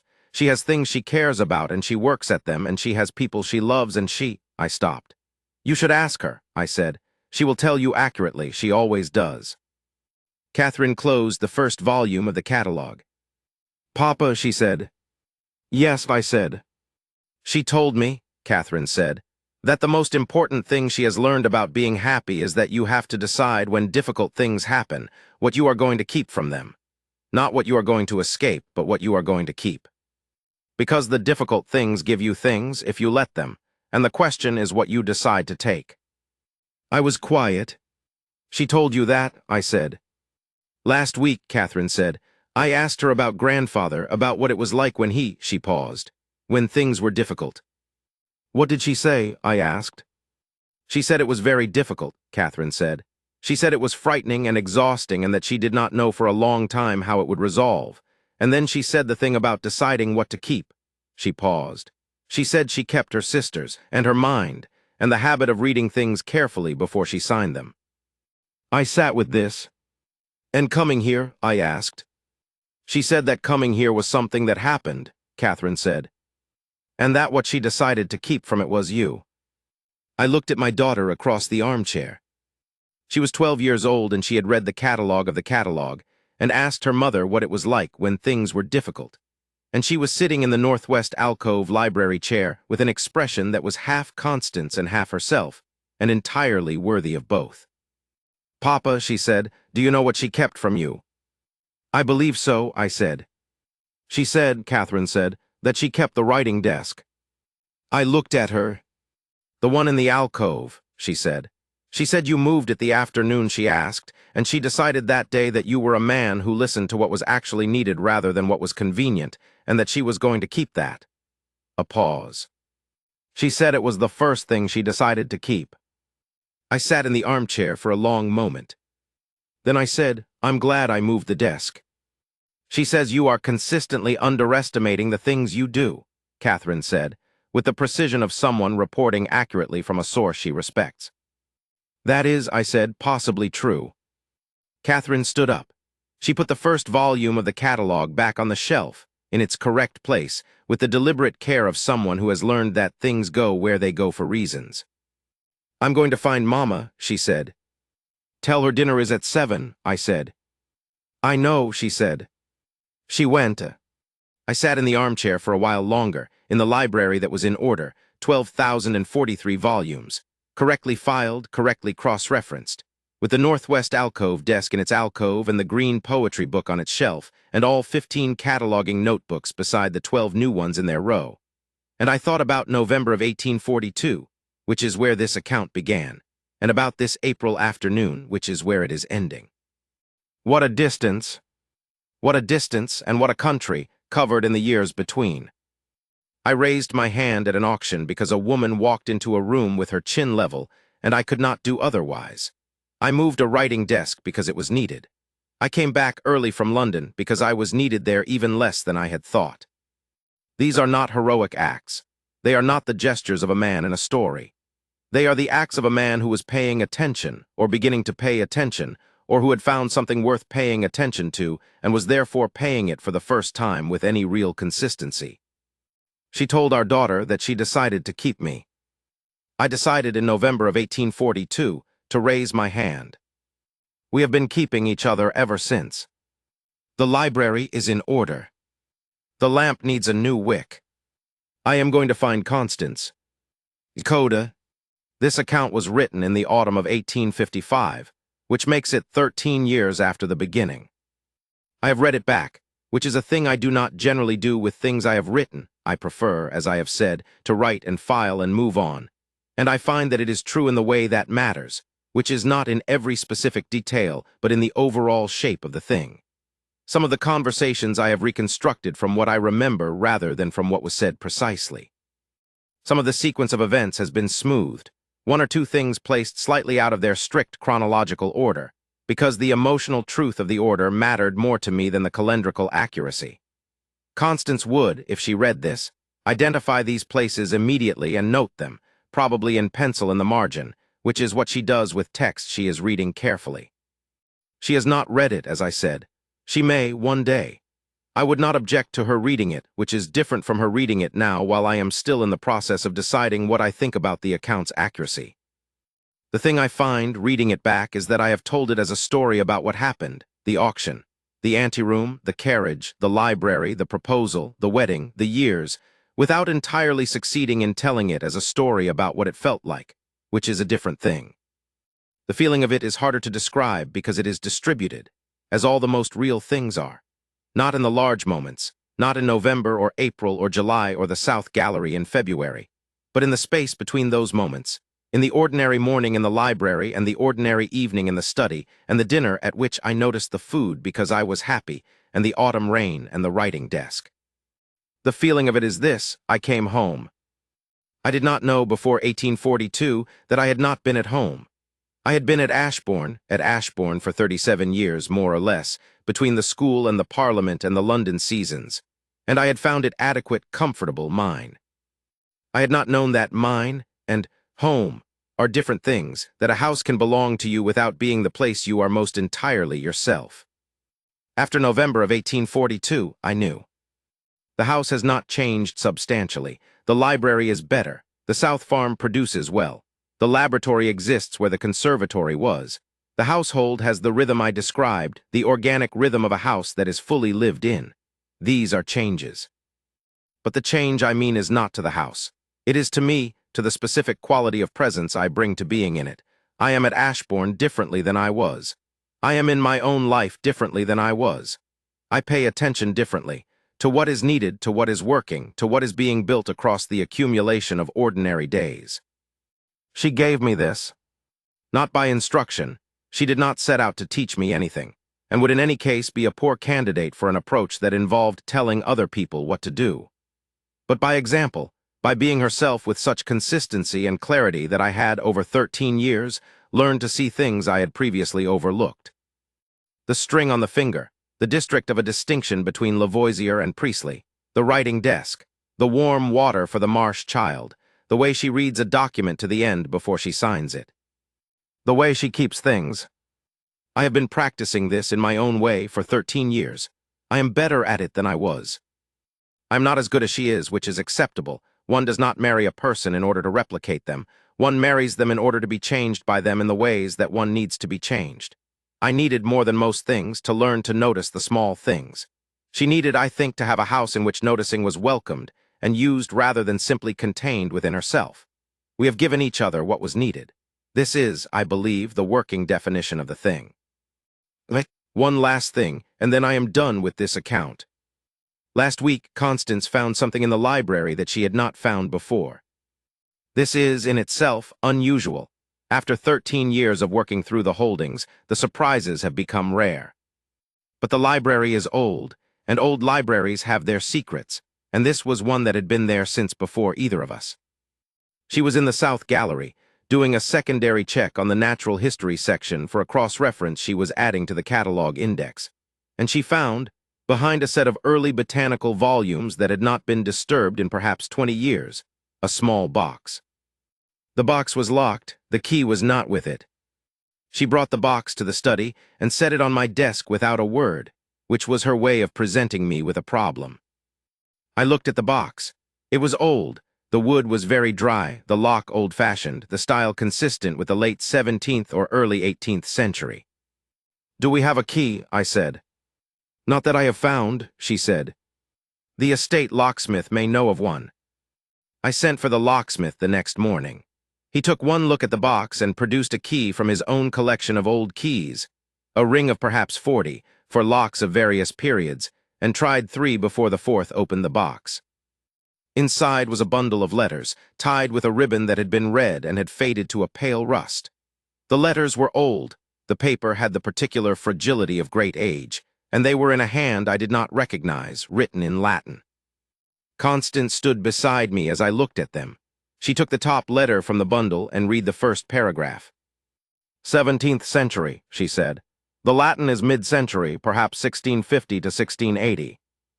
"Who are they from?" I asked. She read further. "A man named Edmund," she said. And then, with the specific quality of attention she brings to discovering something unexpected. "The first vain duke, Edmund Vane, the first Duke. These are letters he never sent. I looked at her. Love letters, she said. She had read ahead as she always does. To his wife. He wrote them and did not send them. He kept them, apparently, behind the botanical volumes. She paused. They are not letters about policy or estate matters. Another pause, and the corner of her mouth moved. He also, apparently, had difficulty saying what he meant. I looked at the bundle of unsent letters from my ancestor Edmund Vane, written in Latin, kept behind botanical volumes for 200 years. He kept them, I said. He kept them, Constance said. I looked at her across the letters and the study desk. We should catalog them, I said. We should, she said. Properly, dated by the internal evidence if possible, cross-reference to the family records of the period. That will take some time, I said. It will take quite a lot of time, she said. The Latin is not simple, and there are, from a first assessment, there are perhaps 40 letters in this bundle. 40 unsent love letters, I said. In Latin, she said. We looked at each other for a moment. Then she said, I'll start with the first one if you have the time. I had the time. She pulled her chair up to the desk, the chair she had brought in from the library's northwest alcove over the years, that lived now in the corner of the study and was carried to the desk when she needed it. And she began, carefully, to read the first letter aloud, translating as she went, with the particular quality of care she brought to things that were both old and important.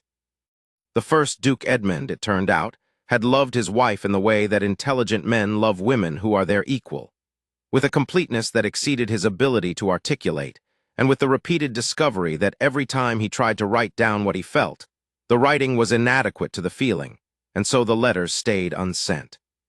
He kept them because throwing them away would have felt like throwing away the feeling, and sending them would have felt like reducing the feeling to what the page could hold. Constance translated the last paragraph of the first letter and looked at me. He writes, she said, that the library has become, for him, the room that most feels like her, because she organized it, and because she knows where everything is, and because he has begun to go there in the mornings not for the books, but because the room has her quality when she is in it. I was very still. He writes, she continued, with a precision in her voice that told me she was feeling something and applying her full attention to reading accurately rather than allowing the feeling to alter the translation, that he has decided the room with her quality in it is the closest he can come to home. A silence.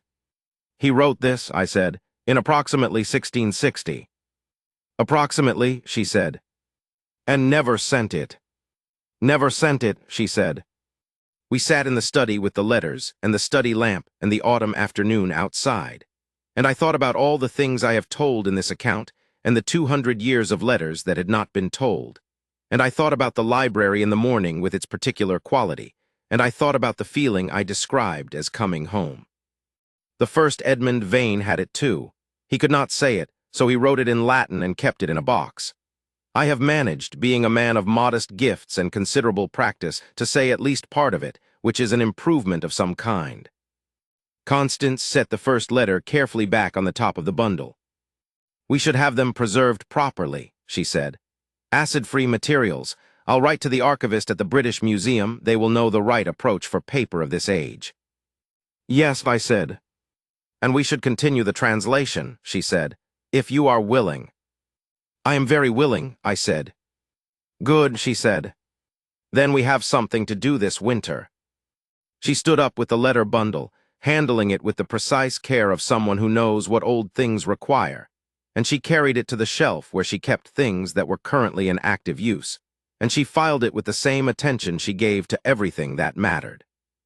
Then she looked at me, and the expression on her face was the real one.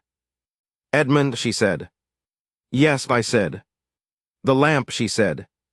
I know, I said, the wick. The wick, she confirmed. She went back to the library. I went to find Jenkins about the lamp. The autumn afternoon continued in the house we had built, the house where everything was in its place, and everything was known, and everything was, as much as such things can be and more than I had any right to expect, entirely and completely home. I raised my hand in November of 1842. That was the beginning. There is no ending. Supplementary notes written later. I found, in the drawer of the study desk where I keep things I intend to return to, the first draft of this account's opening paragraph, which I wrote in September of 1855, and which reads as follows. The question everyone asks is why I raised my hand. I did not use this opening because it was not quite honest. Not everyone asks, and the people who ask are not always asking the same question under the same words. Some of them want to know about the impulse, what made me act in that particular moment, in that particular room, in a way that broke with my own habits and with the social expectations of an evening that most of the other men present had already resolved themselves to participate in and be embarrassed by later. Others want to know about the aftermath.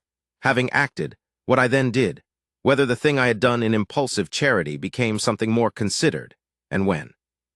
A third group, smaller, wants to know not about the action but about the person who provoked it, not why I bid, but who Constance was and is, and what it is about her specifically that produced the response she produced. I have tried to answer all three of these questions over the course of the account, and I find, reading it back, that I have answered the first two more fully than the third, which is perhaps appropriate. She is the harder subject, not because she is difficult to know, but because she is so entirely herself that any description of her, including a careful one, runs the risk of reducing her to her qualities rather than leaving her intact as a person. But I will try once more, briefly, because the third question is the most important one. Constance Hollowick, Constance Vane now, for 13 years, is not easy to describe because the things that are most true about her are the ones that are most resistant to illustration. She is precise. This is true, but it is the kind of true that needs qualification because her precision is not cold, is not mechanical, is not the precision of a person who has chosen accuracy over warmth. It is the precision of a person who understands that accuracy is a form of respect, that saying what is true rather than what is convenient, what is exact rather than what is approximate, is a way of taking the people you speak to seriously, of refusing to treat them as people who need to be managed with softness rather than given the credit of the actual situation. She is organized, also true and also requiring qualification. The organization is not an end in itself. It is in service of the things she cares about. The library, the research, her sisters, this house, our daughter, the first Duke's letters, the Marsh children, the transactions essay that needed its fourth section repaired, the apothecary question about mineral compounds that turned into a 4-year research program and 2 published papers and correspondence with a mathematician in Vienna. The organization is how she gets to the things. The things are what she is doing. She is, I have been searching for the right word, throughout this account, and I will give up on finding the perfect one and give the approximately correct one. She is true. She is true in the way that very few people are. What she shows is what she is, and what she is what she shows, without the gap between appearance and reality that most people maintain as a matter of social habit and personal protection. She had, by the time I met her, been through enough to understand that the gap was not worth the energy it required, that maintaining a performed version of herself in addition to the actual version was a luxury she could not afford and had decided not to attempt. This is what she brings into every room she enters. Not the composed expression, not the level chin, not the precision and the organization, though all of those are real. Under all of those, the real thing, the thing itself, the actual person, present and attending and willing to be exactly what she is. I raised my hand in November of 1842 because I saw this, from 20 feet away, in a room where everyone else was pretending. I'm not certain I could have named it then, but I knew it. I knew it was there, the way you know a true note from a false one before you have worked out the theory that explains the difference. Something in the room was real and the rest of it was not, and I moved toward the real thing, which is probably the only explanation that is fully adequate. Everything else is the story of what happened when I got there. And now I will set down the pen. The lamp has a new wick. Jenkins saw to it this morning, which means Mrs. Peel mentioned it to him, which means Constance mentioned it to Mrs. Peel, which is how most practical things in this household are accomplished. Through a chain of noticing and noting and action that runs from the northwest alcove desk to wherever the action needs to happen, smooth as the cataloging system, and about as old by now. The study is warm. The autumn is pressing at the windows. In the library, Constance is at the alcove desk with the first Duke's letters and the translation notes and her careful hand making precise entries in Notebook 16. Catherine is somewhere in the house. I heard her in the corridor 20 minutes ago, talking to the cataloging assistant about a question regarding the Natural History Index, which is a conversation she is perfectly capable of having and does not require me. Aldous will come next month. Mrs. Peel has a plan for Christmas that she has not yet shared with me, but that I have inferred involves significant quantities of the Hartfield plum cake recipe, and at least one event that she considers a tradition that I do not remember establishing but will not argue with. The South Farm is well. The laboratory is producing results. The library is in order. I raised my hand in November of 1842. That was the beginning. There is no ending.